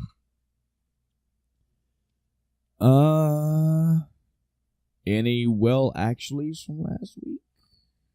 Let me consult my notebook. Oh, shit. Nope. Awesome. Another perfect podcast for you. Chris, you think it's time we roll into the topic for the week? Sure. Because if we have learned one thing about these years in review, they run a bit long. Yeah. And they're going to run longer. Guys, this is going to become a perpetual fucking cycle of hell. Because we're going to get to a point where there are 3 generations of consoles, all with lots of games. So, yeah, we'll get through it, I promise you. This was one of those where I'm on the first page, and I'm like, okay, one game. All right, this isn't going to be a good year then, I guess. Gotcha. And then I get to the next page, and I'm like, oh, okay, there's a few more. And then I get to the last page, and I'm like, never mind. my tabs open for games to remember to look at has now grown from 3 to 15 or whatever number I have. Yeah, I think mine is 29. I counted. I was gonna send you a Facebook thing about, hey, I got 29 games. I'm sitting at 13 right now. Awesome. So welcome, ladies and gentlemen. Oh, fuck. Did we not intro earlier? No, I don't think Oh, we did. my God. Ladies and gentlemen, welcome to the end of time. I am Michael. I'm Chris. Holy shit. That's a record, Chris. Yeah. Welcome to the podcast where we don't acknowledge our podcast. Oops. Man. Well, that's like one of the first official slips for this fucking show. It's all right. I can we'll fix it in post. So, as the title of the episode tells you, this is another year in review. This is one of our reoccurring series on the End of Time podcast, and basically for the end of year of the end of years for the years in review, we go through a year of video game in history, and predominantly we pick the games. We could go above and beyond and pick the hardware that came out, any good gaming like news that came out that year, big milestones, big events, but we've calmly resorted to just video games. We may do like a hardware review down the future. Maybe a big, big moments in gaming history. That sounds like an episode thing to me, but these episodes primarily we just go through the year and we just talk about games that either have made an impact, but usually games that we have played and have some experience with. And just in general, if we see a title that we know something about or choose to talk about it, we'll just blurb about it for a minute. This year, we are doing, for the year of review, we are doing 1991. At this point, the Super Nintendo has already came out and making headway. It's making headlines. The Nintendo Entertainment System still has games out. They're still making games for the NES, as I saw as I perused the list. A lot of Nintendo games in there.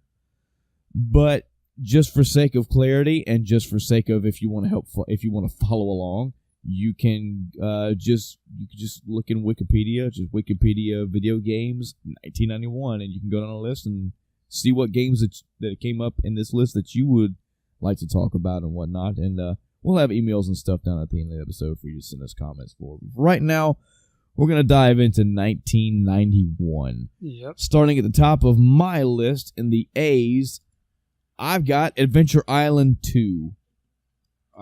This very cool fucking game for me. I remember when I talked about Adventure Island 1 for the Nintendo, I hope that I pointed out the difficulty.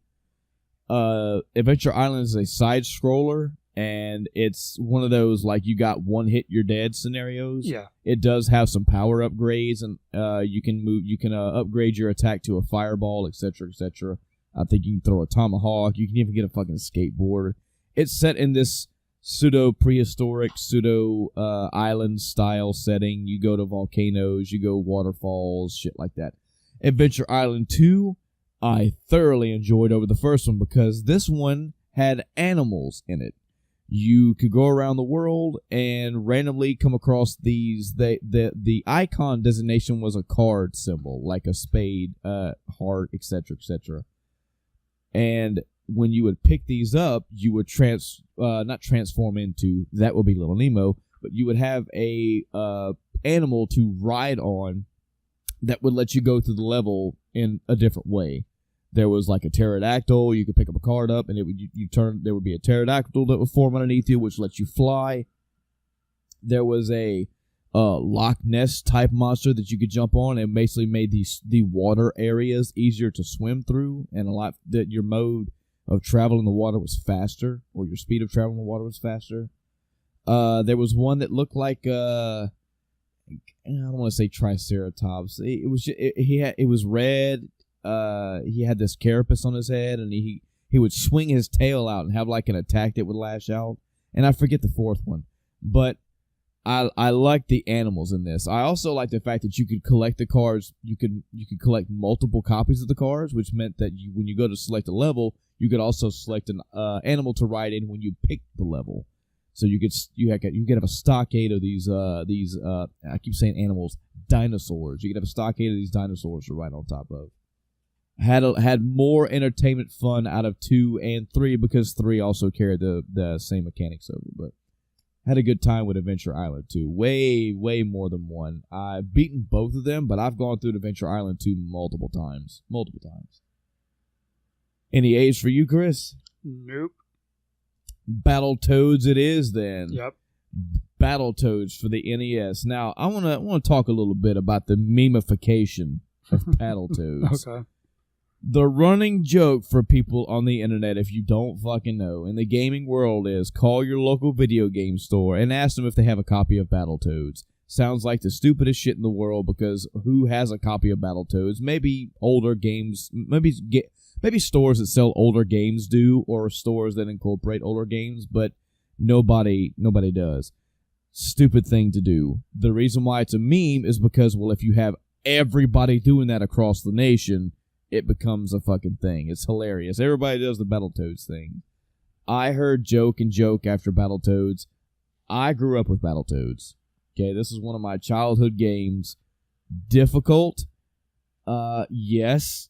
The speeder bike level. This, for me, Battletoads and Teenage Mutant Ninja Turtles for the Nintendo share the same thing for me, where there is a world-known level, a nemesis level, if you will, Chris, in the game that everybody knows.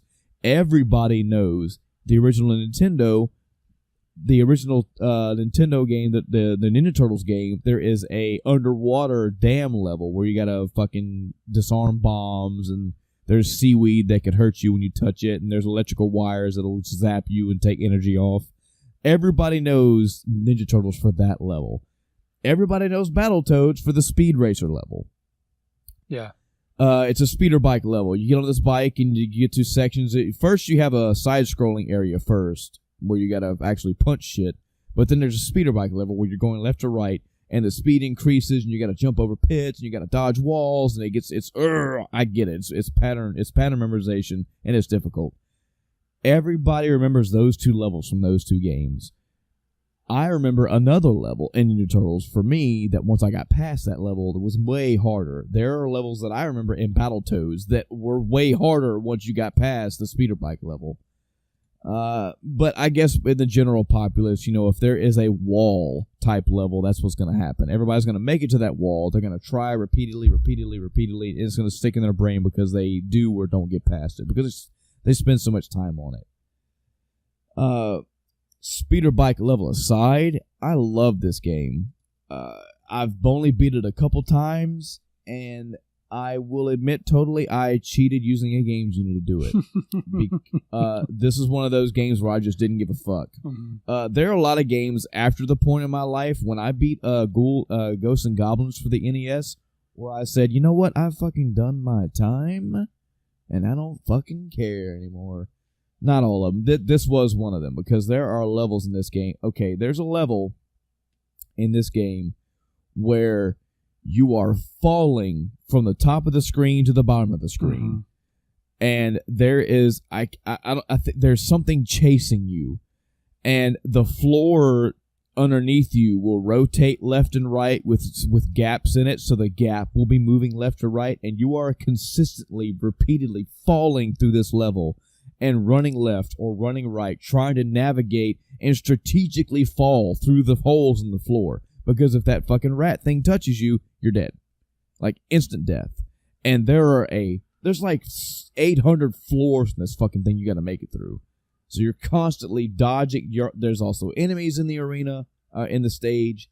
There's fucking stage hazards to dodge. You're trying to run through the gaps in the floor as quickly as humanly possible. It's another pattern memorization thing. I get it, but that was my crutch. That was my, man, fuck this shit. I think I used a level skip on the Game Genie or something. I don't remember. I just went past the level. Anyway, a lot of colors in this game, a lot of variety, a lot of good mechanics. Don't remember too many glitchy type things in this game. It holds up pretty well to this day. Has a bigger brother on the Super Nintendo called Super Battletoads and Battlemaniacs. Love it too. Big fan of Battletoads. Did you ever play Battletoads as a kid, Chris? I played it, not as much as a lot of people did, but I did, I was exposed to it and I played it a little bit. Yeah. I don't think I played anything past the speeder level because I think that's pretty early on. Yeah, it's like level 3. Yeah, I was thinking 3. And I think that's actually, I think I got past it on the Rare Replay when that came out. It's one of the games that's on it. Oh, yeah. I don't know how far I got, but it was one of those days where I was, after I bought the Rare Replay, I was going through all the games on. I was like, all right, I'm going to spend 30 minutes on this one, 30 minutes on this one, So I wasn't sitting down to actually play and beat the game. I just wanted to go back and play it for a little bit and see what I thought about it at that point. So I didn't get very far. I think I got to or just past the speeder level. Uh-huh. I was like, all right, yep, I remember this. Fun game. Let's see what else is on here. It's got a lot of level variety. Yeah. There's the first stage is left to right. Fucking beat 'em up. Mm-hmm. The other thing that Battletoads is known for is that their feet and head and hands, they will morph into different things to attack things, right? Enemies on the screen. Like if you punch an enemy enough, their hands may turn into a symbol to whack them. Their feet will turn extremely huge when they kick them, and they'll kick them off stage. Their head will turn into a fucking ram horn, or into ram's horns. They'll ram the enemies, stuff like that. But first stage, you got left to right, fucking beat them up with all that involved. You can pick up a pipe somewhere in there. You can beat things. The first enemy is you're fighting an enemy in a first person's perspective from the enemy's perspective, which that's fucking cool. Second stage, you're fucking rappelling down a long pipe, a long shaft type area, attacking enemies on the wall, dodging hazards. You can hold yourself against either the left or the right wall and turn into a big fucking iron that swings across the arena. Third stage, speeder bike level. I think the fourth stage is the fucking snakes, where you're climbing these gigantic snakes that go in these weird line patterns up the arena. Just a lot of good stuff in this game. It is extremely difficult the further you go, but good game. Had good times with it. Leads me to Blaster Master. Chris, have you played Blaster Master in your life? Let me pull it up again real quick. I think we talked about this before. We may have. This is Blaster Master Jr. Oh, is that what this one is? Yeah. Oh, that's the Game Boy game. I didn't play that one. That's my B. I thought it was just the Blaster Master. Okay. Well then, any other Bs for you? Let's see. I didn't play it, but it was another Bomberman game, Bomberman 2. Oh yeah. So that's a series that's still around, and we'll frequently see those entries in here. Oh yeah. Speaking of frequent entries, Castlevania 2, Belmont's Revenge. What a departure from the first game. Now, I say that. If you're looking at the game, you may not see that. It is still side-scrolling. It is still platforming. It is still whipping and using items. But the way this game is designed compared to the first one is different. This one has a pseudo RPG style to it, but the first one did not. And that one's the Game Boy game. This one is too? Yeah. I didn't play this neither. Moving the fuck on. Jesus. In my defense, I didn't. Okay, so just so we're clear, because I don't have the wiki page pulled up. Actually, I'm a stone cold liar. I do. Let me scroll down to the C's, because I did my homework this time. Damn it, I made a fucking list. Castlevania 2, Belmont's Revenge. All right, well, I'm a fucking retard. Castlevania 2, Simon's Quest is the Nintendo one. Man, I wonder how many people I just pissed off. I wonder how many people were pulling their hair out of their head. What the fuck is he talking about? He said Belmont's Revenge. That's not Simon's Quest. And I'm pretty sure you talked about it when we talked about 88. Yep, I did. So, whoopsie. I blame nothing but myself. Doubled any C's for you, Chris? No. Double Dragon 3: The Sacred Stones. This is the NES game.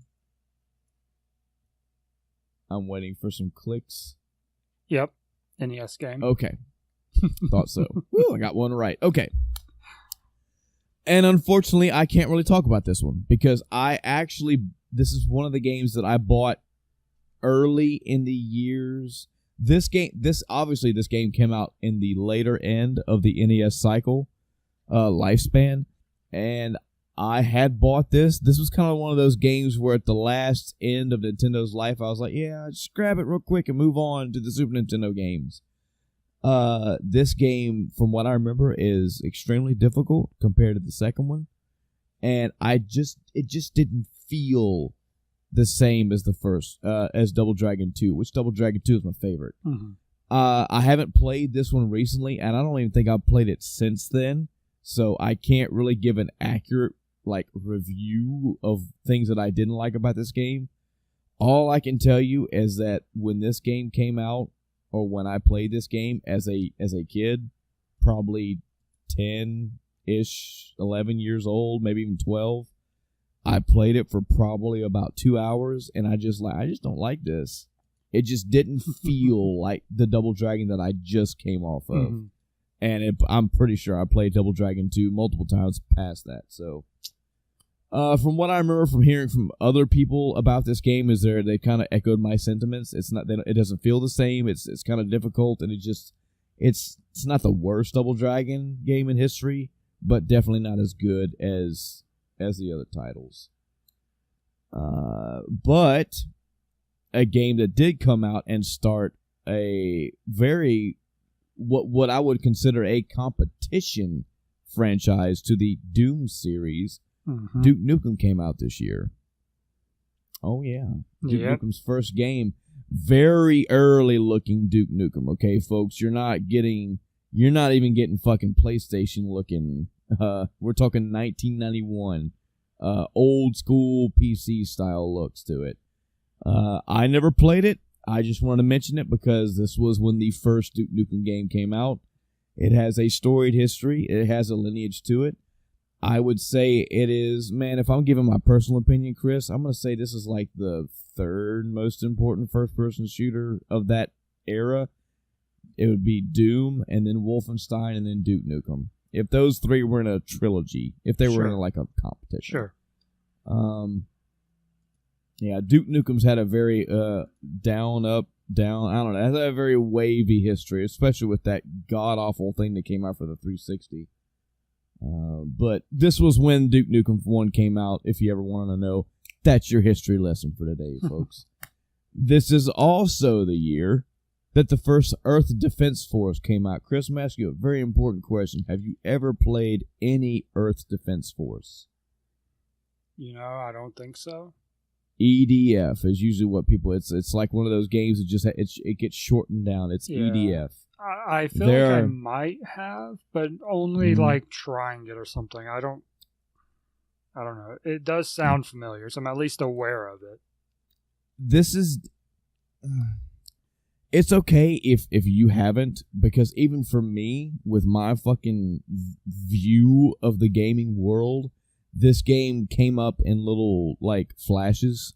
I never heard about EDF. Full disclosure, I never heard about EDF until I subscribed to the YouTube channel Classic Game Review. He talked about this game and all the games in the EDF saga a lot. And I had this game, this series, this franchise rammed down my throat. And I just heard about it over and over and over. It's just through GDQ. Classic Game Room. As I heard about it more, I kind of became more interested. I have a couple of them in my gaming library, I believe for the 360.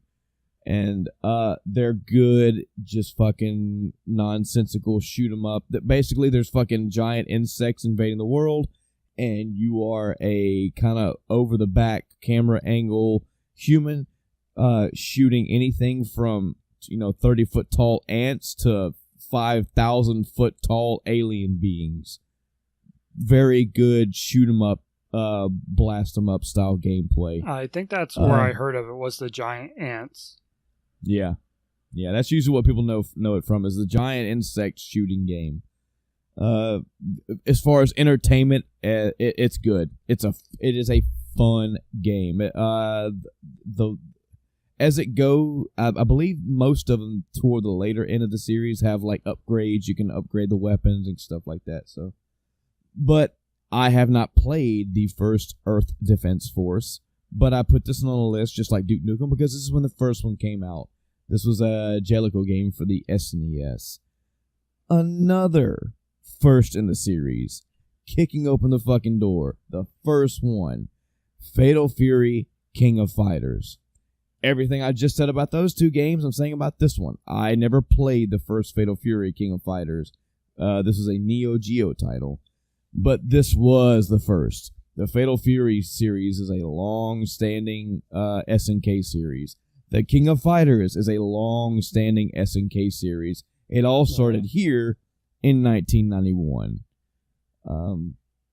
I've made mention before that I don't play a lot of fighting games. I don't think Chris does either. I'm not the most well versed in them, but I do enjoy them just for the stories. Like they all have intricately weaving stories within them. Yeah. And I like them. While I've blown past these letters, anything from you up till now? Nope. You kept saying first in the series. I'm like, what? Because I completely, I overlooked the King of Fighters. Because I know King of Fighters. I've played the later games, at least a couple of them. I just completely missed this. I didn't realize it was the start of that. Yep.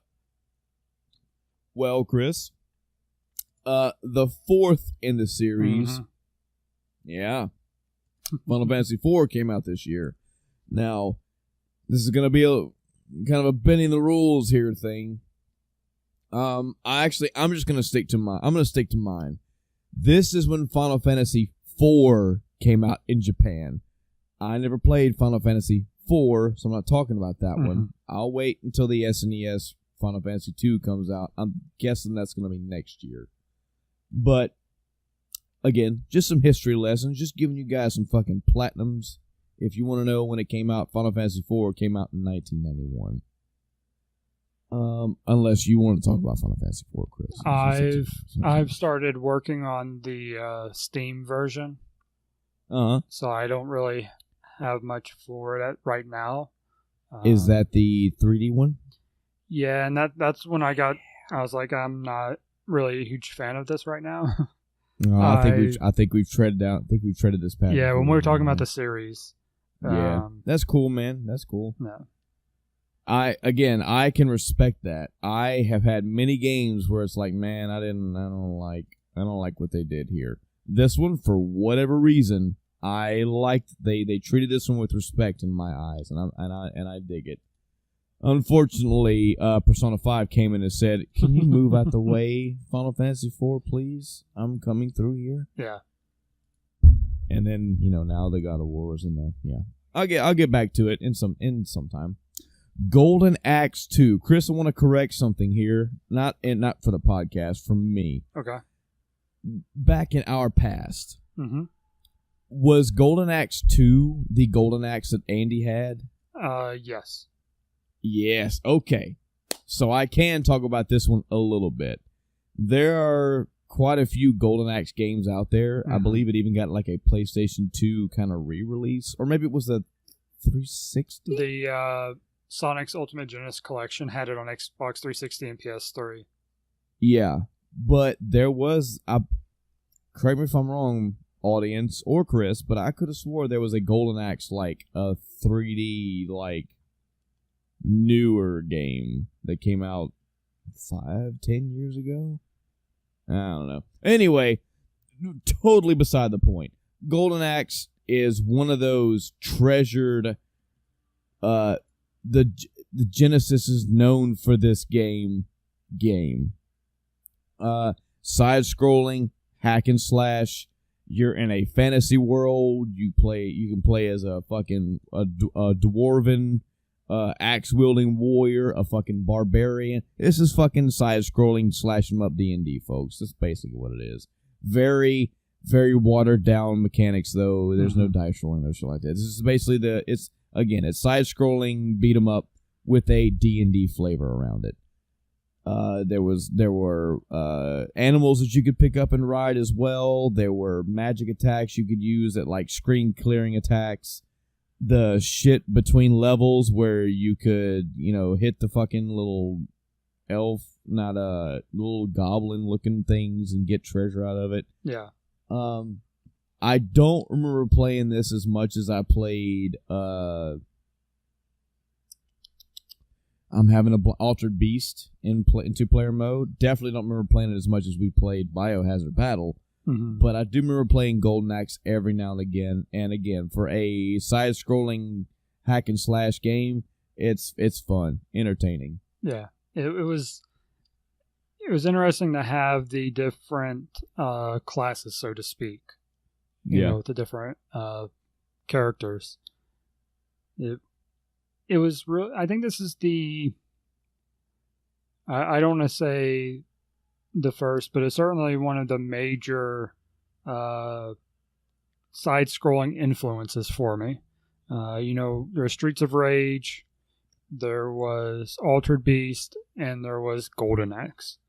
Those are kind of the three big all Sega Genesis games, because that's kind of where I started at as far as, big stuff.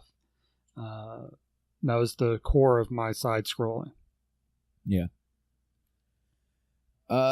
Joe and Mac, I'm only bringing this up kind of the same way that I brought up Earth Defense Force. The only reason why I knew that Joe and Mac existed is because this was the first JonTron video that I ever watched on YouTube. I love JonTron's content. I love him. I miss the days where he was with Aaron, and I miss that Game Grumps. I actually have a Game Grumps shirt that I bought way after the fact, and it's fucking Aaron and John. But Joe and Mac side-scrolling platforming set on a prehistoric era. It's an interesting game to watch. I never played it. I've only seen it played through a few times just because of JonTron. So I just figured I'd bring that up just as a personal little nod. Yeah, I've seen a few speed runs of it, but I've never actually played it myself. Yeah. And that's okay, because I can definitely talk about the next game on the list, and really the one underneath it, too. Little game from a little franchise, Nintendo. You may have heard of it. Mm-hmm. God, that's such a cliche thing to say. I gotta stop doing shit like that. The next game that we're going to talk about, because I know Chris has played this. He better have anyway. The Legend of Zelda, A Link to the Past. Take it away, Chris. So, it's a Zelda game. No. You're ruining it. I have played this a bit. I have not beat it. That's okay. I actually have your cartridge for it, if I'm not mistaken. Yep. Along with your Final Fantasy II cartridge. Yep. But I have not beat it. I've watched speedruns of it and all that too, so I know how it goes. And I think this was, let's see, I'm not as familiar with the Zelda series as you are, but this is the third one in the series. And I think this was the real big turning point for it. Yeah. This was when the kind of overview, the graphics were different because this was, SNES, of course, anyway. But it was also the different style, kind of, comparison to the other two games, which I remember, the original Zelda, and it had that real blocky approach to the map and stuff. And this one, has the round sides and actual, not just 90-degree corners and stuff like that. It's not a grid pattern on the screen, essentially. So it was definitely a big difference as far as that goes. New equipment introduced that persists to this day. Like the hook shot was started in that one. The spin attack. This was the first one that you could spin attack in. Mm-hmm. Is it really the Master Sword also? Was that not in the Master others? Sword's debut? No. There was just some generic sword in the other ones. This Okay. one had a theme of the Master Sword. Okay, so this was so this was a lot of firsts for it, and I think really I think this is what made the series. Yeah. You know, the first two weren't bad as far as games go, but I think this one is really the one that gave it that extra boost it needed to become the behemoth that it is today. You know what else helped facilitate that? What's that? This is a game that had one of the package bundles. This came with Super Nintendo's. Or Super Nintendo's came with this game. Yeah. This was this is kind of a to the heart game for me, because this was the first time that I have ever purchased a video game console on my own with my own money. And it was a Super Nintendo with the Legend of Zelda: Link to the Past in it. Literally carried that over my head with the world's biggest grin on my face out of the fucking Walmart store when I bought that. Mowed lawns, saved up money, sweated a summer or two. I probably just one. And yeah. But true, all the things you said about this game, exactly true. This is definitely a upward momentum movement for this game. Better graphics means a lot for things. Better music also means a lot for things. Things talking about game attributes and traits and qualities. Doesn't mean everything, but again, when you go back and play The Legend of Zelda for the NES and you play A Link to the Past for the SNES, you're getting a different flavor. A lot of the original Zelda was kind of go fucking figure it out. Legend of Zelda: Link to the Past guides you most of the way. They have narrative where you can talk to people, and the narrative will actually tell you things that you need to do. There's no really cryptic things about it. It's got a good progression through it. The area theming is more direct and more concise. The whole theme of light, not light and dark, but light world and dark world, all fits in, all flows. Transitioning in the same area, being in the light world and transitioning in the same area to the dark world, and seeing all the graphical changes, all the thematic changes, the music, the level of detail of this game is great. It still holds up. I'm 100% confident saying this game still holds up to this day. Yeah. You had the system of having areas that have bosses and having the areas being life unto themselves. Great. And it really started here. You could make, I will grant you can make arguments for all this stuff for the NES game as well. I'm not kicking that game in the dirt. I'm not. That was the first one. It has its place. But when you compare the two, I feel like you get more of a direct adventure in A Link to the Past as opposed to the NES one. This game is great, man. This is up there. This is definitely up there in the greats of all time, masterpieces. You know, like we mentioned before, Final Fantasy VI, stuff like that.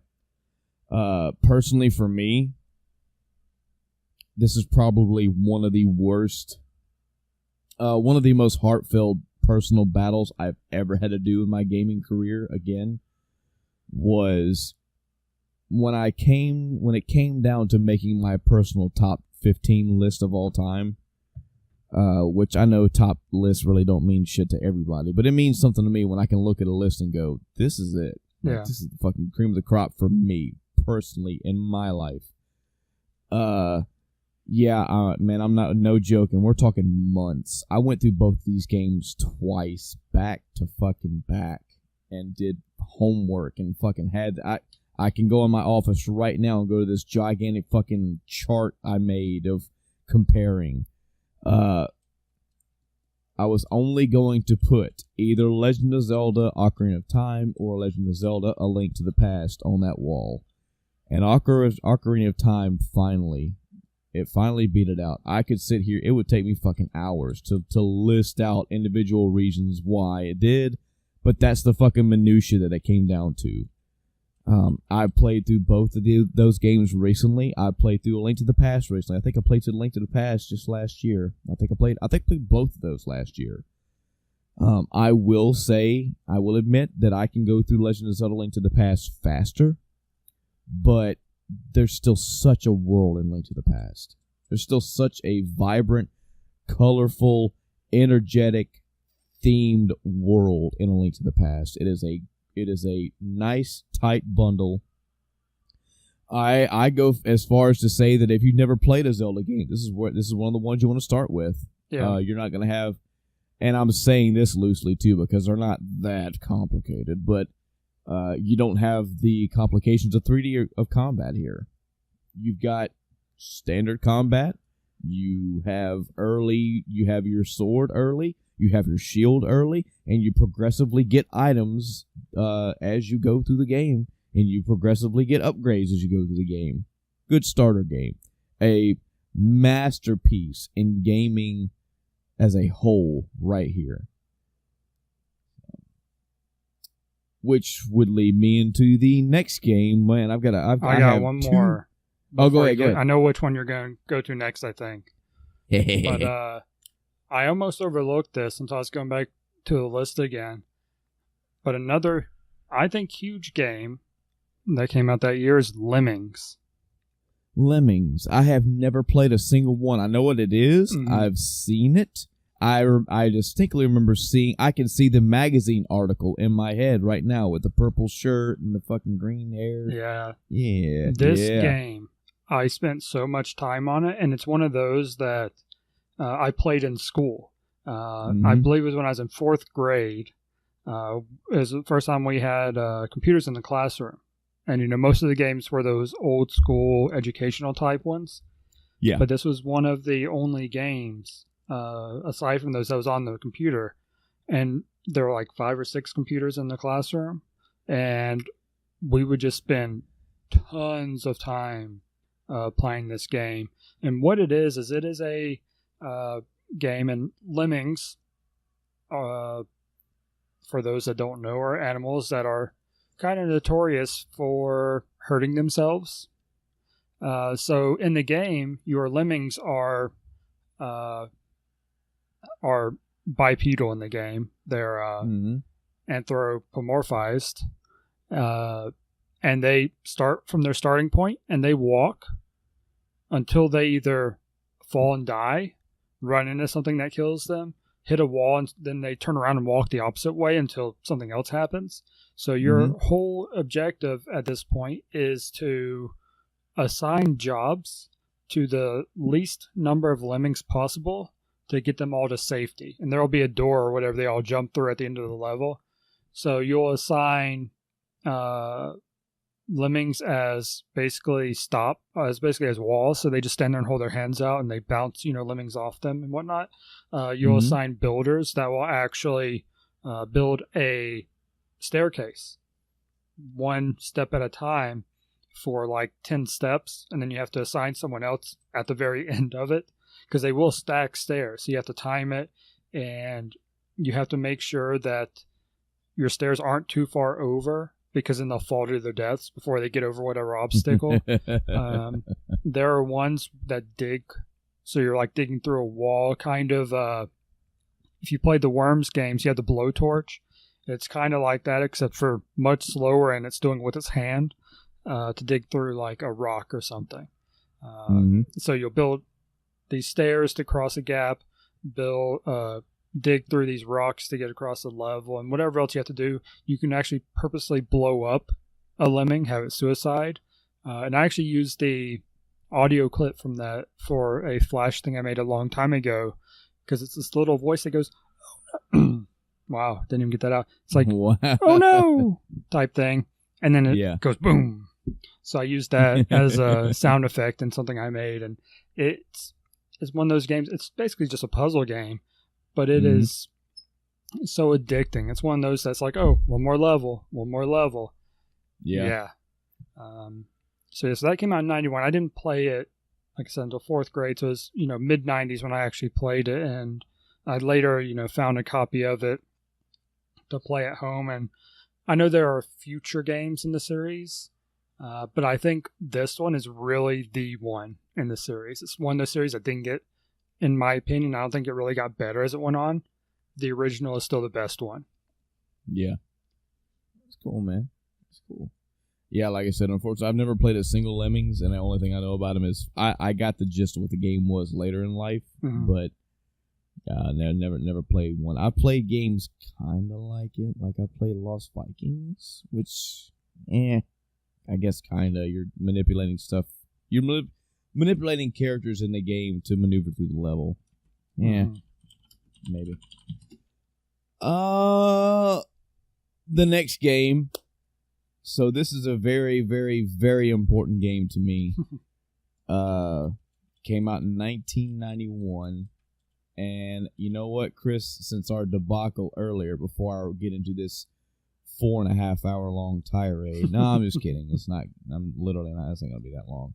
But let me make sure that this is the NES game, because Mega Man games are known, and it is, for having the same number but on different consoles. So, the next game on the list for me to talk about, unless Chris is, so I'd love to hear input from him as well, is Mega Man 4 for the NES.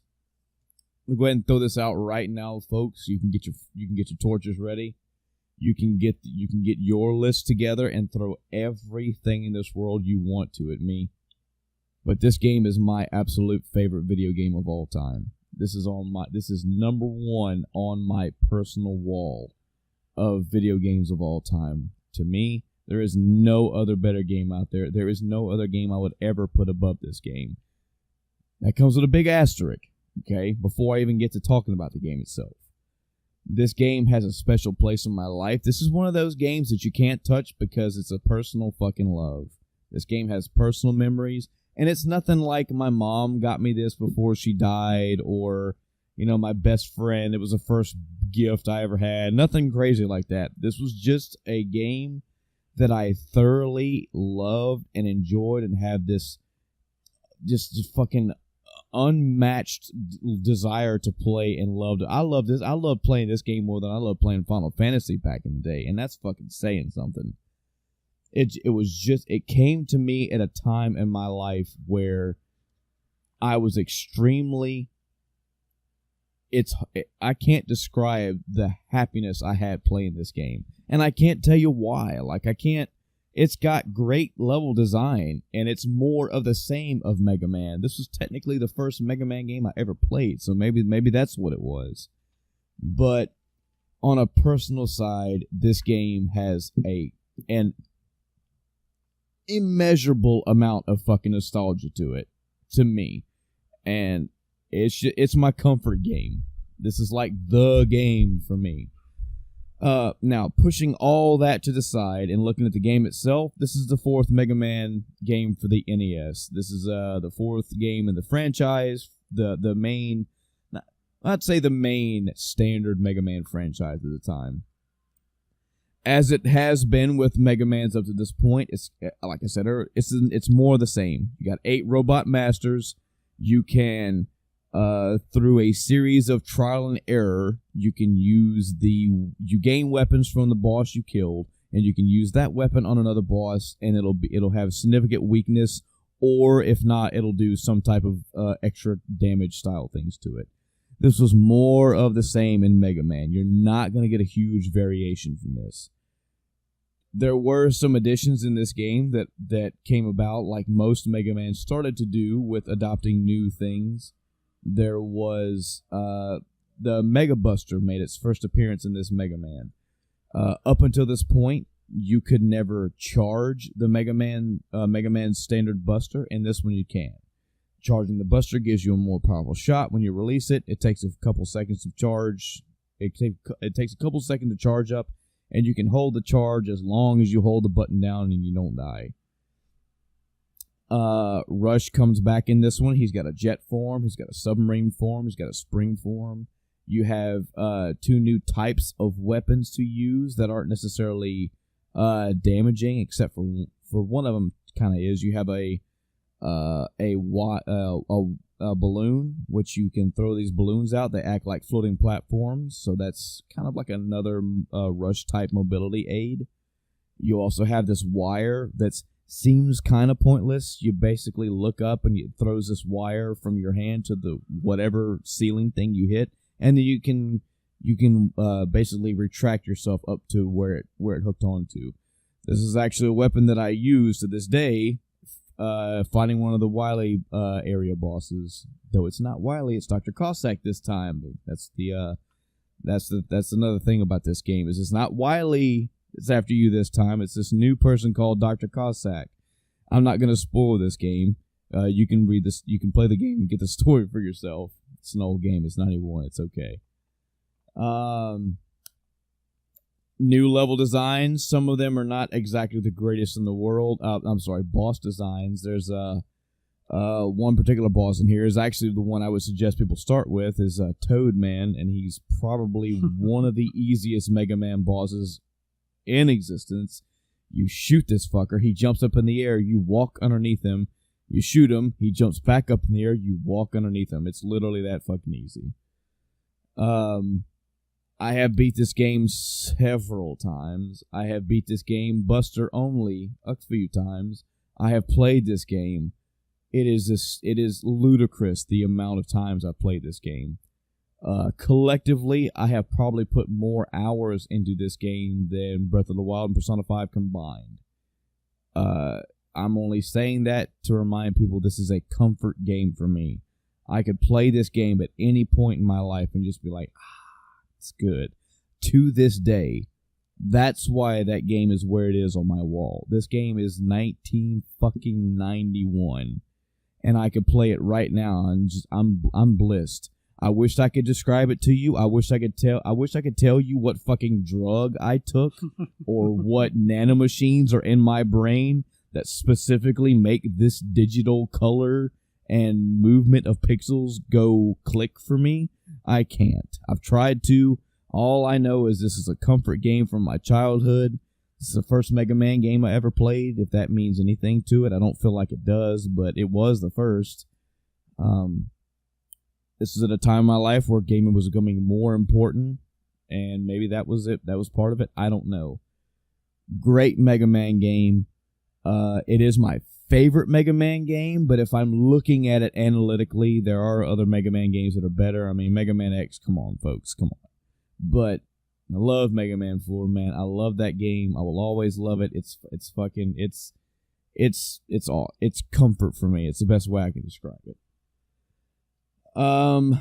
Mega Man 2 came out for the Game Boy. I will talk about this one and Dr. Wily's Revenge only for a moment, because I've only played these both games respectively once, and that was for my Mega Man, or whatever you called it.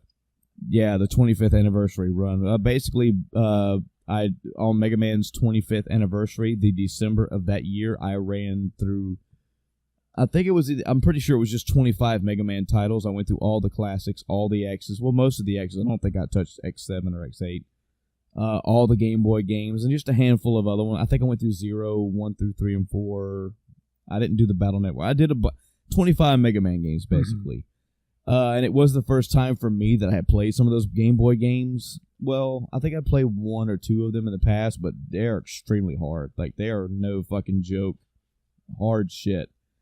I played them that year, and I ran through most of them. Some of them I didn't complete. I had to go pull a list out and look at them. But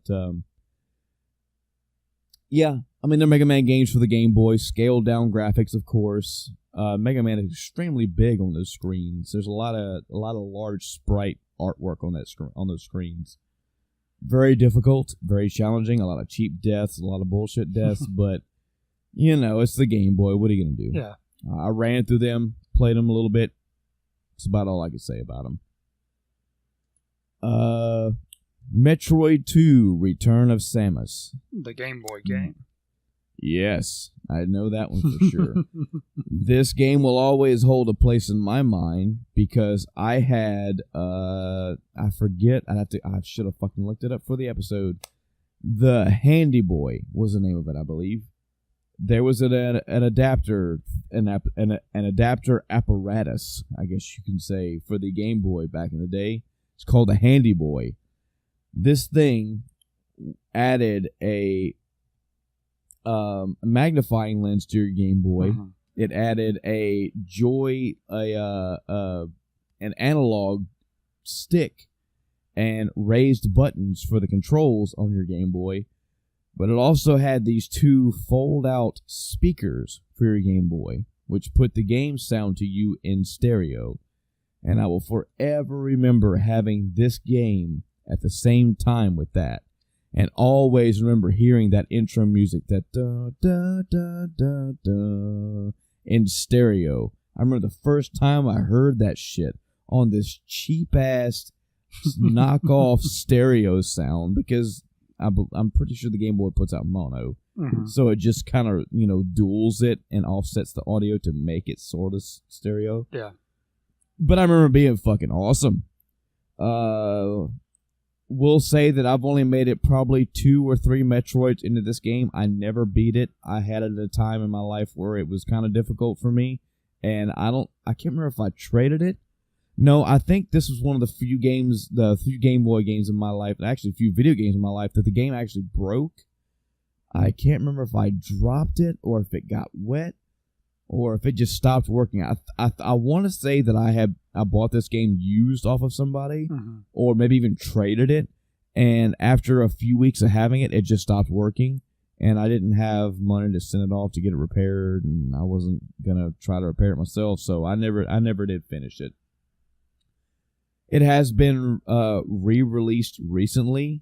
It's Metroid: The Return of Samus, I think there's a 3DS game that came out in 2017 for anybody wanting to know, and we'll get to that game when 17 rolls around. But this game, it's Metroid. If you don't know, it's side scrolling. As Chris mentioned before, the very obvious thing about this game, when you hear the phrase Metroidvania, that's Metroid and Castlevania slammed together. Well, Metroid is the part of Metroid. Side-scrolling, shoot 'em up, a lot of... I don't remember how much of the quote-unquote Metroidvania style play was in Metroid 2. I do remember going left to right and shooting with her. I do remember... I want to say I remember picking up missiles. But I don't know if it's... I don't remember how much of that get upgraded weapons, get different types of blasters, get different suits of armor to progress the different areas. I don't remember how much of that was in Metroid 2, because again, unfortunately, I didn't play it all the way through. Yeah. But I do know the generic left to right, shooting, jumping, shoot aliens, that's there. So... Ninja Gaiden 3, The Ancient Ship of Doom. We just want to bring this up because this is the third game in the Ninja Gaiden series, and from the 20 minutes I think I played of this back in the day, easy enough to talk about Ninja Gaiden. It's fucking hard, extremely difficult. So go out, and there's actually, if I'm not mistaken, Chris, the Ninja Gaiden trilogy, the original Ninja Gaiden trilogy, was released for the Super Nintendo in a trilogy form. Yes. So I believe that's one way that if anybody has an interest to play it, that's one way to do it. And sorry. Go ahead. No, go ahead. I don't know if it's the whole trilogy or just this game, but it's also on the Wii Virtual Console and 3DS. Nice. Yeah, many ways to play it. If you ever want to know, Ninja Gaiden is one of those old school games that is the staple for the phrase, this shit was hard back then, man. Games were hard, like crazy difficult. That's one of them. This is the third in the series, released in 1991, just as hard as the other ones. I've only played it a little bit, but I don't remember having disdain for it like I did with Double Dragon 3, but I remember being difficult. Probably just said, fuck this, and turned the game off. Yeah. Another game we kind of skipped over on the M's. I haven't actually played it, but I have seen gameplay of later ones and played a little bit of myself. But Might and Magic 3 was released. Oh, yeah. That's another fairly huge series. It's more of a niche game. But it's definitely got a pretty big following. So I don't even know what number they're on now. Let me see, 10. It came out in 2014. I think that's the last one I saw, and I actually put it on my Steam list. I don't know if I ever bought it or not, but it's got that following still. It's just, I unfortunately haven't played a single Might and Magic, but it's one of those that I can acknowledge and respect from a distance. I've heard a lot of things about a lot of those games, so yeah, this is where it started. Wait, this was the first Might and Magic, correct? That was the third one. In 91? Yep. Holy shit. Well then, I stand corrected. Thank you for that. Well, actually, it was the third in the series. Yep. A couple games I could talk about just for a brief moment. I'm not a big Simpsons fan to this day. I watched it as a kid because it was there on the TV, but it's gotten kind of way old for me. But back in the day, I did have and played through the majority of The Simpsons Bart versus the Space Mutants and The Simpsons Bart versus the World. For some reason, I had both of these at the same time. I want to say this may have been one of the first few batches of games I ever had for the NES. Side-scrolling, platforming. It's Simpsons themed, and I remember the platforming in this game being garbage, but I remember playing it because it was, again, one of those few games that I even had. So I played through them, and I remember getting frustrated at the physics and controls in that game, and I had a lot of bullshit deaths, and I played them. Yeah, but so let me back up a little bit. Go ahead. Two games. One I just saw, and I completely forgot about this game. Not as in I forgot the game itself. I just forgot what the name of it was. But Popful Mail is a Sega CD game. I believe, I'm trying to look at the years specifically, because I think it was a PC game in 91 and then came to Sega CD later. I don't know when later, but I played it on Sega CD, and this was a side-scrolling RPG Metroidvania type game. I don't regrettably remember a whole lot about it, but I do remember this is one of the Sega CD games I first played. Mainly because it's an RPG, and that's, been my thing from the start. It didn't stick with me like Lunar did, which I don't even know when that came out, so hopefully I haven't missed it. But it should be around this time frame, if not next year. But it was an interesting approach to things, because it was a 2D platform game, but it also had that RPG leveling up. So it was a bit of a mix from the traditional top-down that I had been used to up to this point. Okay. The other game, Road Rash.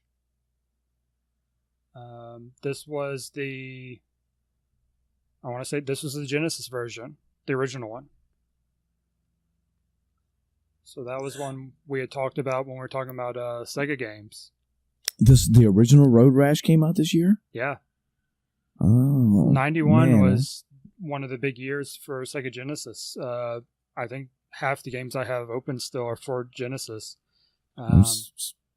It came out in North America, the Sega Genesis did, in 89, but it wasn't really heavily, I don't know what the correct word to use, a lot of games didn't come out and stuff until around this 91 time frame, when you get Road Rash and then a few other games I'm sure we'll talk about momentarily. But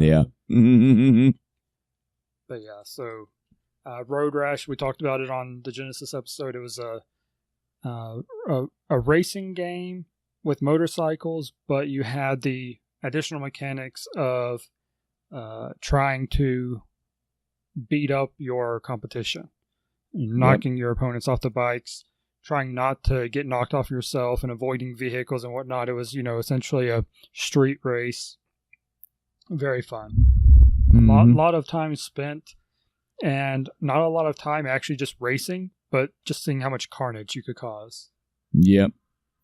If the racing aspect puts you off, then just going around and bashing the fuck out of other people, trying to bash the cops, as bad as that sounds, just trying to create havoc and seeing, running through all the weapons, seeing what all weapons that you do get in that game, and yeah, a lot of less.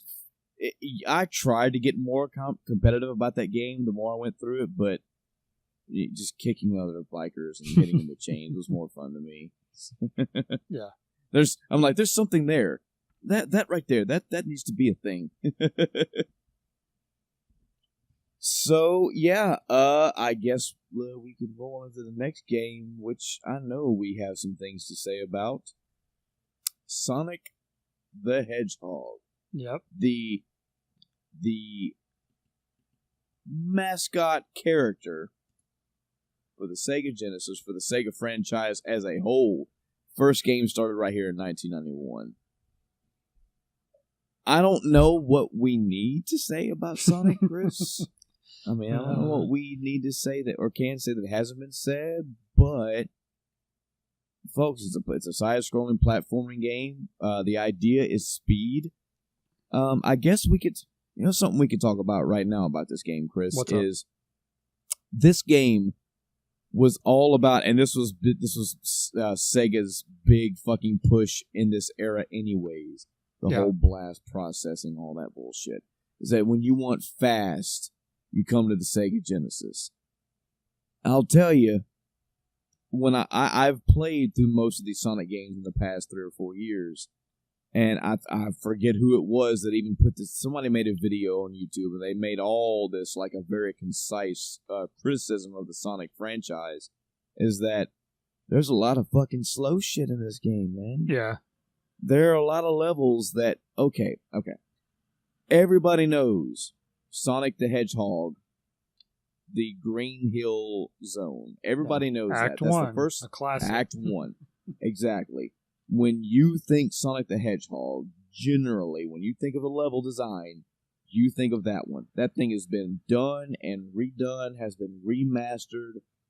It's been seen across many faces. It's been a fucking stage in Smash Brothers, I think.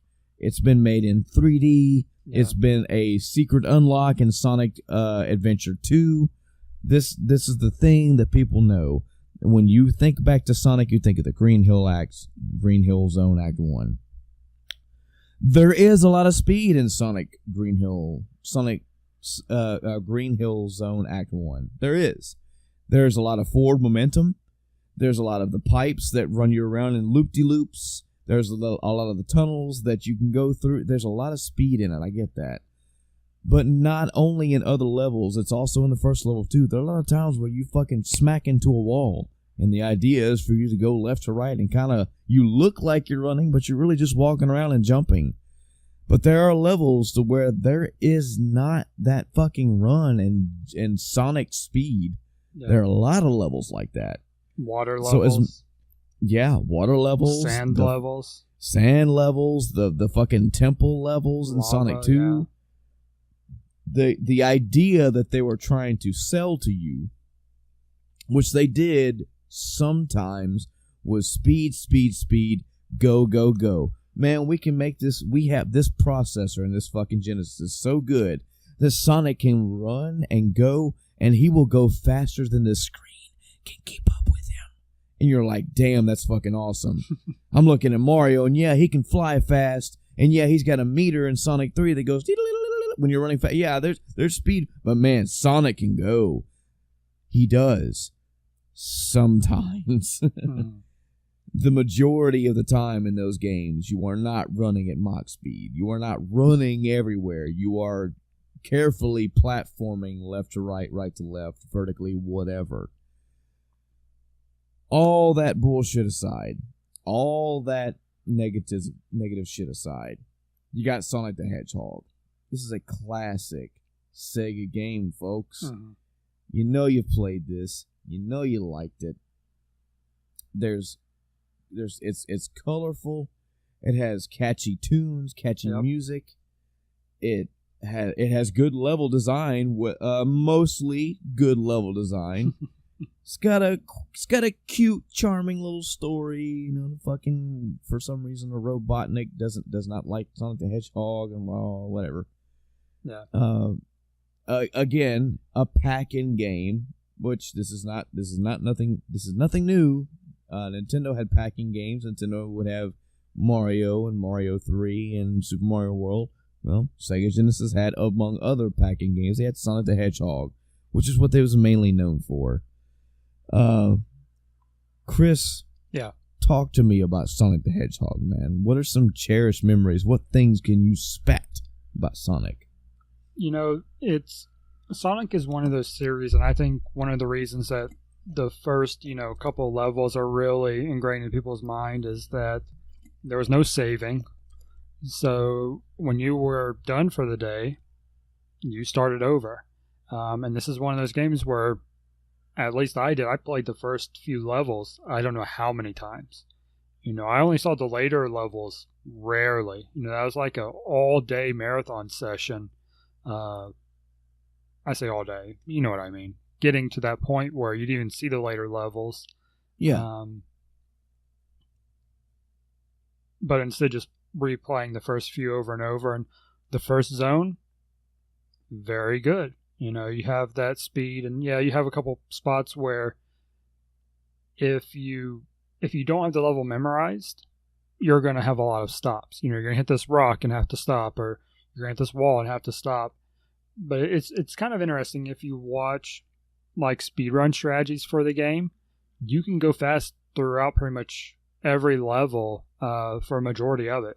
There are exceptions, of course, like I said, the sand levels where you have to wait on it to move, or the water levels where you're waiting on fans, environmental stuff that you absolutely have to wait on. But like the first zone, you could zip through it.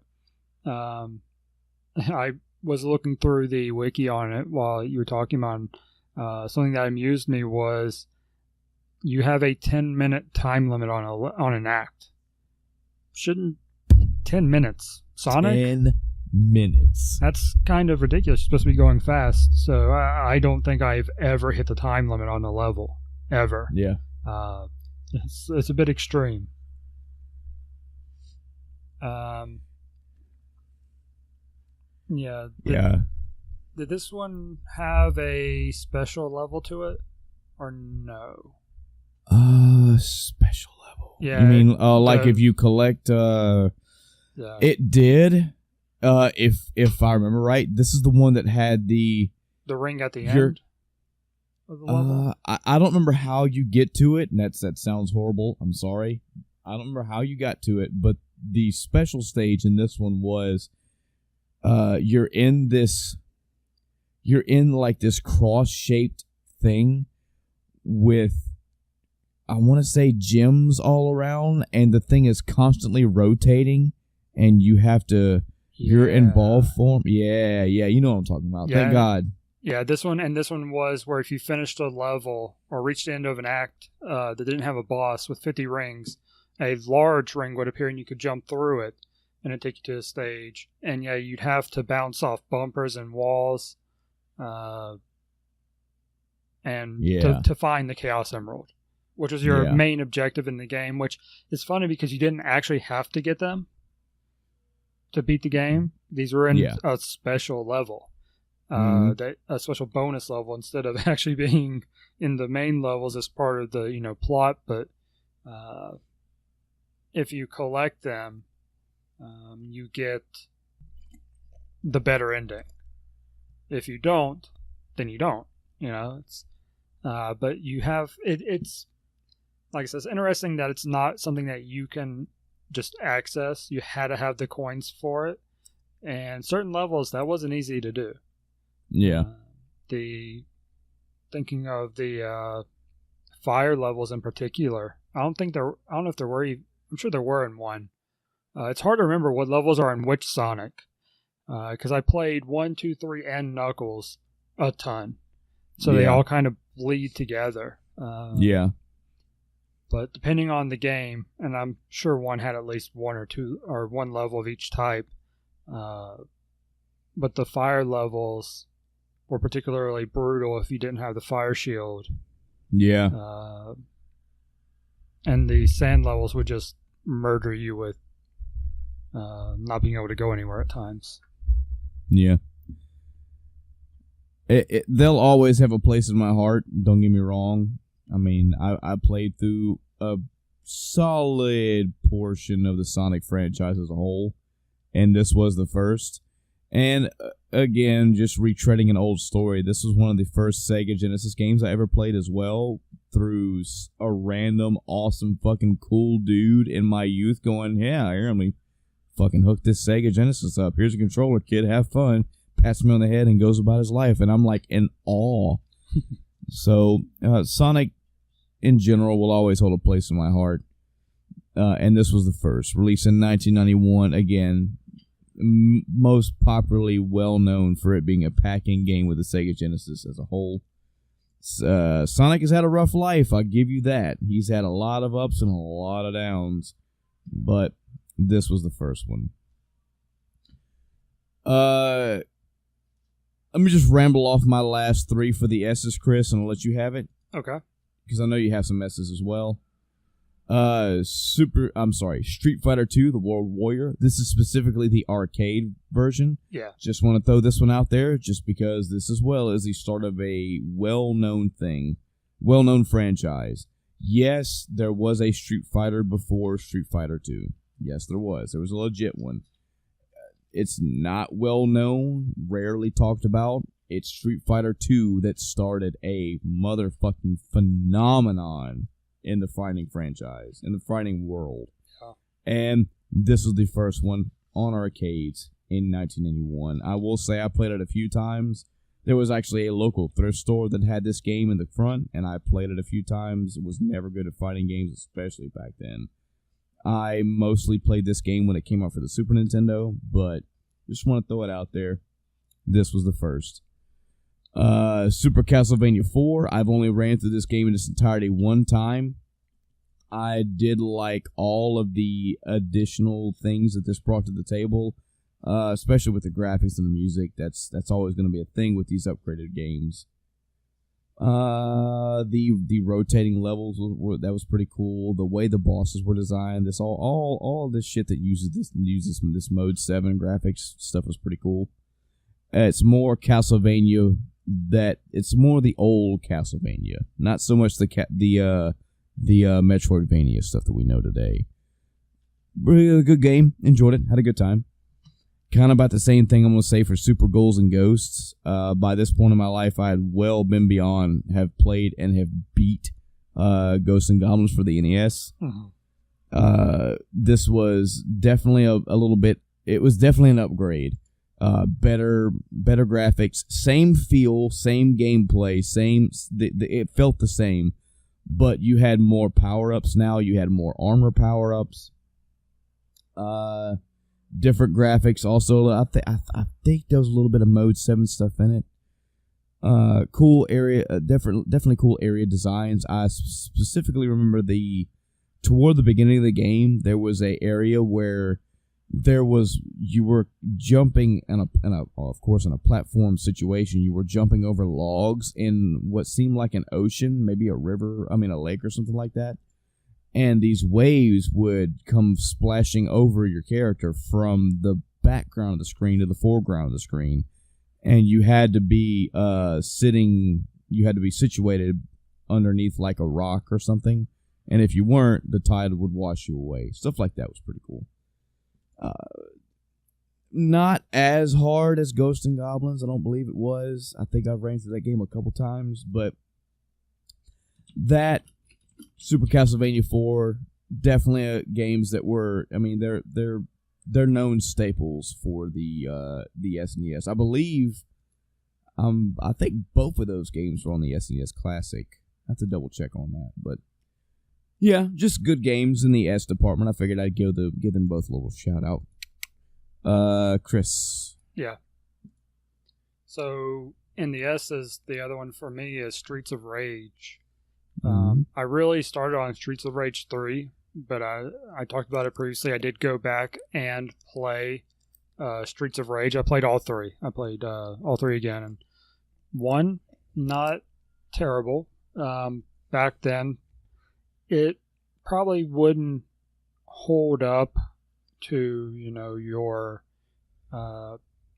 Double Dragon and Battletoads and all that at that point. I think they were more fun overall, but it was a good basis for what turned into, I think 3, was the best of the series. And they all had to start somewhere, Yeah. But I think it was a good start. Side scrolling, beat 'em up. Yeah. I don't think I played. I think I played a Streets of Rage. I just don't remember which one. Probably 3.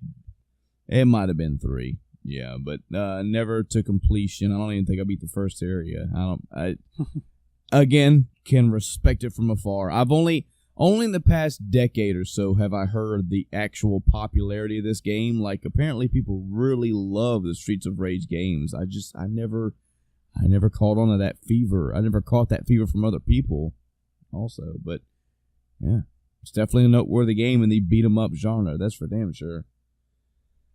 Speaking of beat 'em up genre, do you have any other S's, by the way, before I segue again? For like, damn, I'm fucking super segue guy over here. Super segue S. I need an S name, Chris. Super segue Steve? No, I'm not Steve. Sucker. Super segue sucker. You know what, Chris?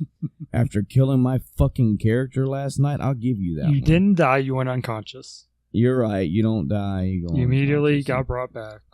Yeah, I think, all right, correct me if I'm wrong, though, it's a side tangent, D&D tangent. So in D&D, when you go unconscious, you have 3 turns to make a death save. So you make every round that comes up while you're unconscious, you make a saving throw. If you fail 3 times, you die. If you succeed 3 times, you go back to being conscious. Okay. So whichever one of those comes first. Yes. Right, okay. If you roll 1, that counts as 2 losses. If you get a 20, you immediately come back up. Yeah. Chris, what happens when you die? Rip. Unless someone has a resurrection spell. Or they take your body somewhere? Yeah. To maybe? Theoretically. Okay. Yeah. Okay. All right, so Chris, why don't you go ahead and get me a resurrection spell, please? Obviously, I'm going to need it. Oh, add that to the loot table. Yeah. Speaking of beat 'em up games, Teenage Mutant Ninja Turtles, Turtles in Time. Super Nintendo game, came out in 1991. I believe this game, I'm going to cross my fingers and I'm not looking this one up. I want to say this game came out first on the arcade. Correct. Bingo. And this is just the SNES. Actually, I think 91 was actually the arcade. Okay. 91 SNES was 92. Gotcha. So, okay. So that clears the confusion that I was having, because I remember the game title as Teenage Mutant Ninja Turtles 4 Turtles in Time. That is the title of the SNES title. For some reason, of course. Yeah. Because when I saw... Go ahead. There's 3, the Manhattan Project. Yeah. And 2 was... the arcade game. There was 1, 2, the arcade game, 3, the Manhattan Project, 4, Turtles in Time. But I always remember that 4, and then when I was looking this up, when this came across my screen on the Wikipedia page, I said, where's the 4? Now, clearly that's wrong, and I clicked the link, which showed me the picture, and it didn't have 4 in the picture, and I was like, what the fuck? But, so the turtle game, the arcade turtle game was just Turtles in Time. Yeah. Anyway, nerdy dumb bullshit aside that don't matter. This, side-scrolling beat-em-up game. Notable for being multiplayer. You can have 4 turtles at the same time playing this game. Yeah. Lot of, really fucking awesome, just fun action gameplay. I can hear the music, and I'm not going to do it right now, but I can hear the fucking theme music. I can hear the different level musics in my head right now. Some pretty cool gimmicks. I think, now, I have to go double check this. I remember the SNES version having, it was taking advantage of the Mode 7 bullshit where there was a stage later on, I think it was in the Shredder level, or the Technodrome level, where you could take foot soldiers, or maybe you could do this anywhere. Man, it's been a while. But you could take enemies and fling them around and then throw them at the screen. I remember that being a thing. You pick up pizza for health. You have, I think every turtle had.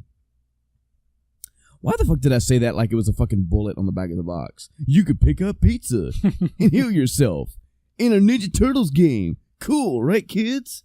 Cowabunga.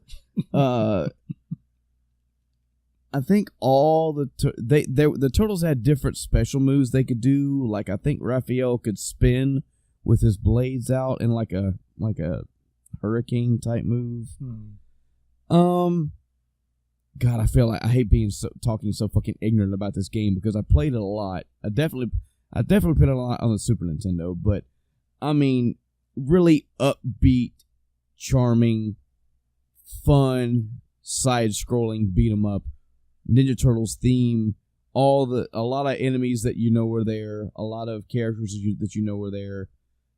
Just fun, man. And especially with it being 4 players in an arcade situation, 4 people on the same screen, it gets hectic and it gets very fun. Yeah, that's what I remember most about Ninja Turtles is playing it in the arcade, like at the skating rink is one of the biggest places I think I played it at.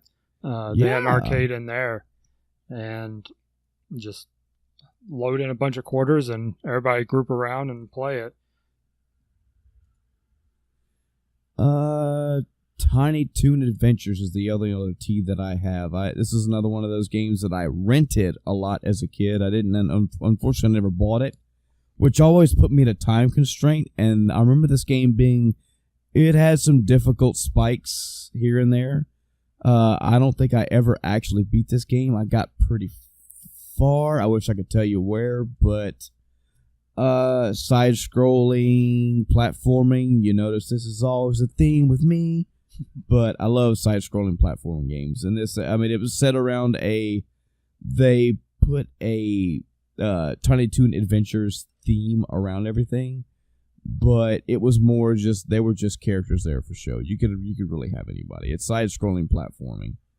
I remember picking up carrots. I remember jumping on enemies and then making this weird sound when they make, when they, in cartoons, when they show like enemies fighting or like cats and dogs fighting, it's always that cloud and it's like puffing around. Yeah. For some reason, when you jumped on enemies in this game, that's what it looked like. So you jumped on it, but it looks like it's fighting. I guess it's fighting itself. I don't fucking know. That's a stupid fucking point to bring up anyway. The game was fun. It was good action, good platforming. A few unique levels. It had like it had an underwater level where you played as Plucky, of course, because he's the duck. It had I don't remember the type. It's literally like a bonus type level where you played the cat. I forget the cat's name, but there was the girl that was always chasing him and squeezing him too hard. I forget her name. Oh, yeah.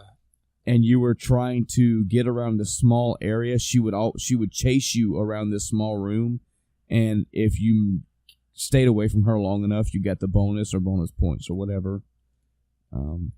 It was a notable game for me because I spent probably like a total of $30 renting that game over a course of time, and I never beat it, but I did have fun playing it.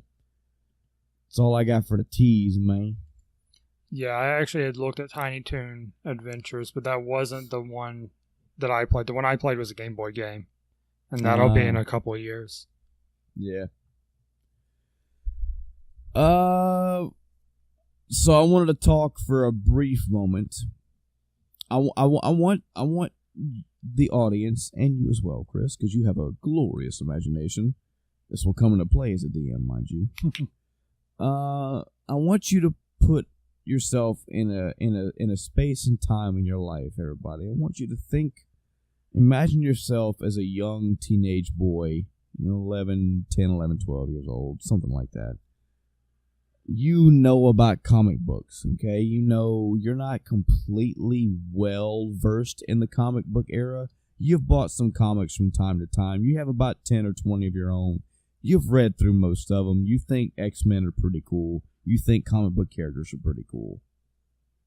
Imagine you go out to rent a game one day, and you see on the shelf this game called Wolverine, and you're like, hell yeah, it's a video game of that really cool character from the comic books.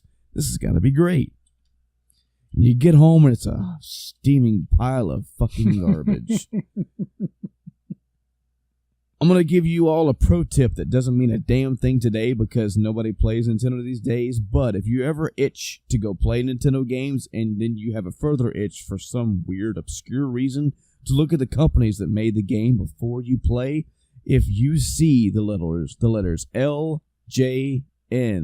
as the company name, stay away. LJN was a garbage company in the Nintendo era. It was the black sheep company back then. And they pumped out some very shitty games.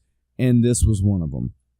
I'm going to give you 2 reasons without going over how shitty the platforming was, and how shitty the music was, and how shitty the gameplay itself was. You're fucking Wolverine in this game, folks. What is one of the signature things that Wolverine is known for? Having claws. Yeah. What's the other signature thing that Wolverine's known for? A healing ability. In this game, you don't have your claws out, and you're saying, whoa, that's not so. He has to pop them out. And I say, you know what, I'll give you that. I have to press a button in this game, this action game, where Wolverine is going around these levels and fighting enemies. I have to push a button to pop my claws out. But that's not the killer. Every time that you slash an enemy with your claws out, you take a health damage. Figure that fucking shit out. Wolverine, hot piece of shit. Wasted $2 renting this fucking piece of shit. Remember, I was so... As a kid, I could not articulate it back then the way I'm doing it now. Back then, as a kid, I was like, man, this is really dumb.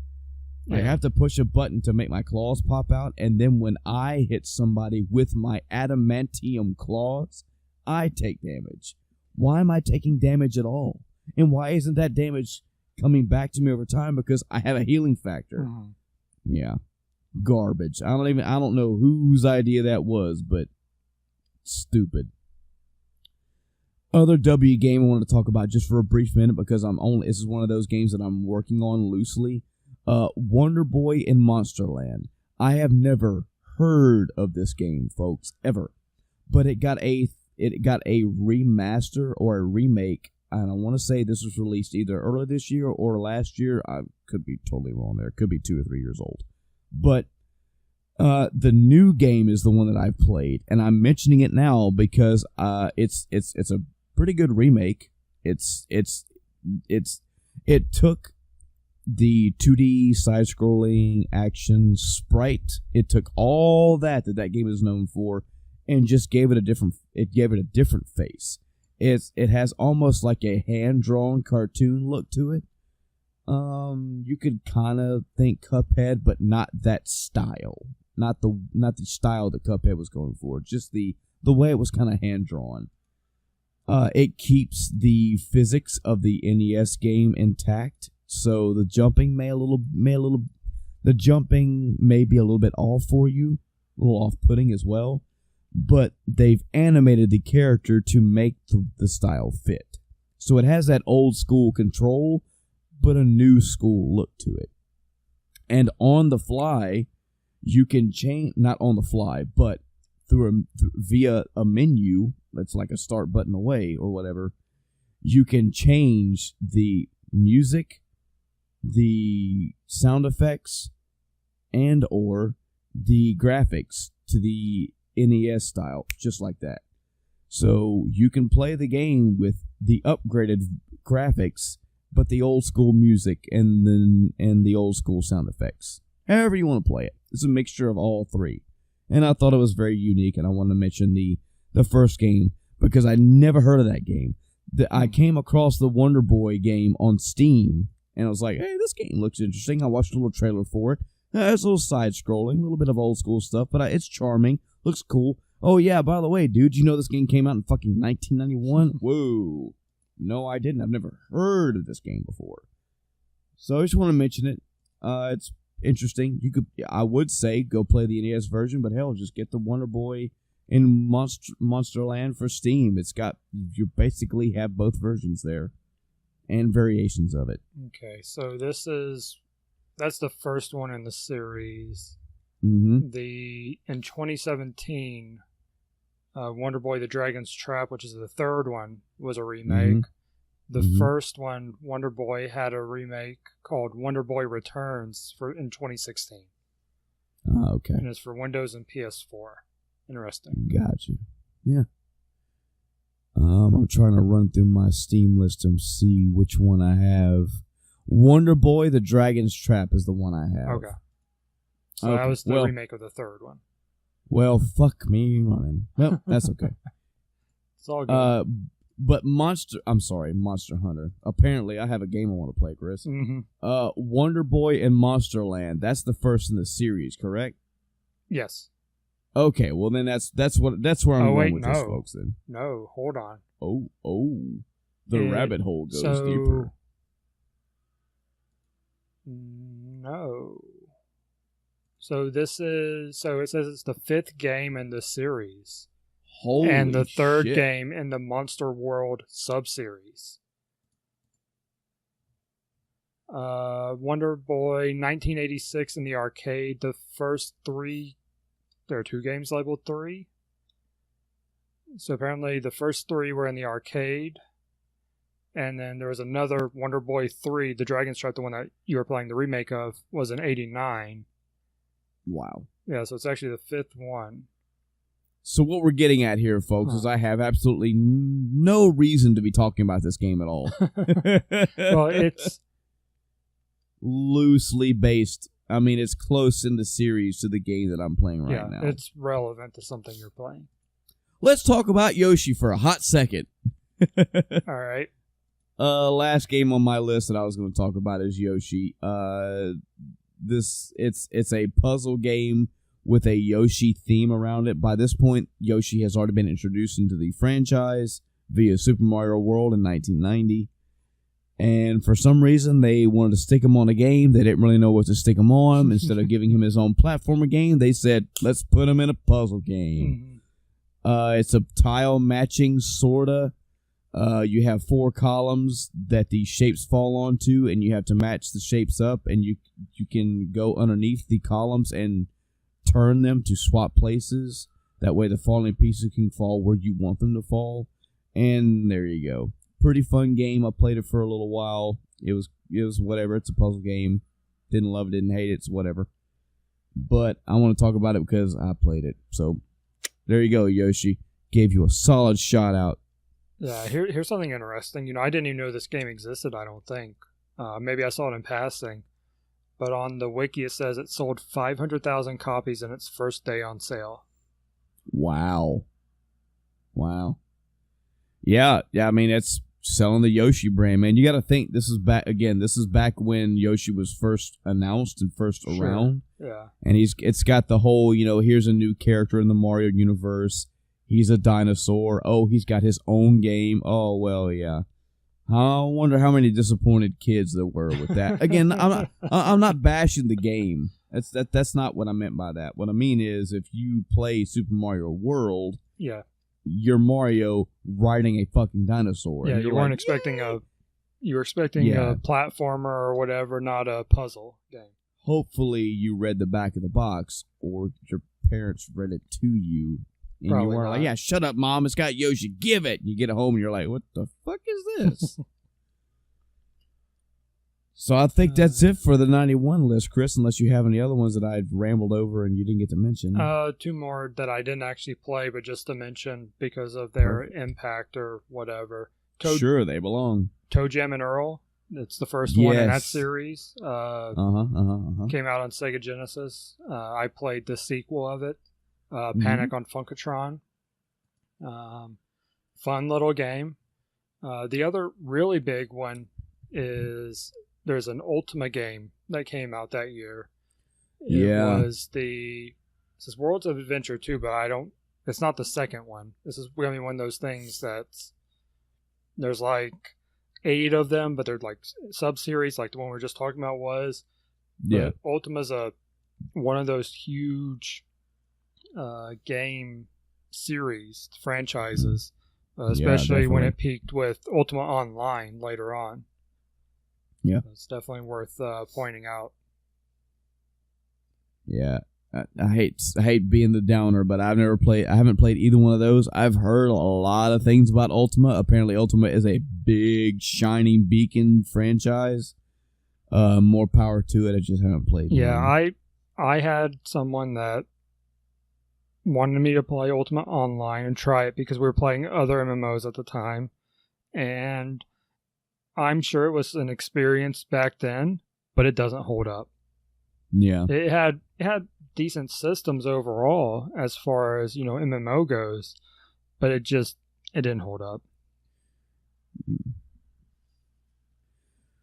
Well, folks, I think that's it. We got another year wrapped up, which also means in coming episodes there is going to be a Game of the Year end of time podcast style for 91. Yep. But before we get to that, or even just to tell us what you think about your game of the year, just getting a little ahead of myself with the episode there. What games did we not talk about in 1991 that you played and feel deserves some mention? Hey, this is your platform just as good as it is ours. Mention it. If you think it should be talked about, tell us about it. We'll tell them for you. And any games that we talked about that you have further input on or would like to discuss or whatever, man, let us know. We love to hear feedback from anybody in our wonderful audience. I know it's rough with, 7,600,000 of you out there emailing us, but I'm sure your email will get through if you email us. What do you think of Monster Hunter World? Hey, here's a big open can for you, folks. What are your thoughts on Dungeons and Dragons? Do you have any interest in playing it? Have you had any curiosity? Do you think that's dumb nerd shit? Whatever you want to say about that topic, we love to hear about it. And Chris, what was the first game you said you played? What was the game you were playing? Persona 5. Persona 5. Yeah, hey, we played that game probably around a year late, so it's okay if you want to talk to us a few episodes late. We'll steer anything that you folks want to talk about. You can shoot it to us several ways. One is through Facebook. We have a Facebook page, The End of Time Cast. That may be how you got to this episode today. You can put something on our wall. You can send us a message. However, man, we love to hear from you. We have an email if you want to go through that avenue. That's endoftimecast@gmail.com. Again, endoftimecast@gmail.com. No funny numbers in there. It's just spell it as you heard it. We have a Twitter page. Just search Twitter for End of Time Cast. You'll find us there as well. We'd love to be twitted at sometime soon. Any kind of format you want to use. Just let us know what you think. Love, hate, whatever. We'll all take it in consideration. And again, at this point, you're probably going to get it read on the podcast and get it discussed by the awesome Chris and the wonderful Michael, who is what did I say I am? The super Segway sucker now? Yeah. Yeah. I feel a t-shirt coming on. That's going to do it tonight, folks. Until next time, I am Michael. I'm Chris. Good night, everybody.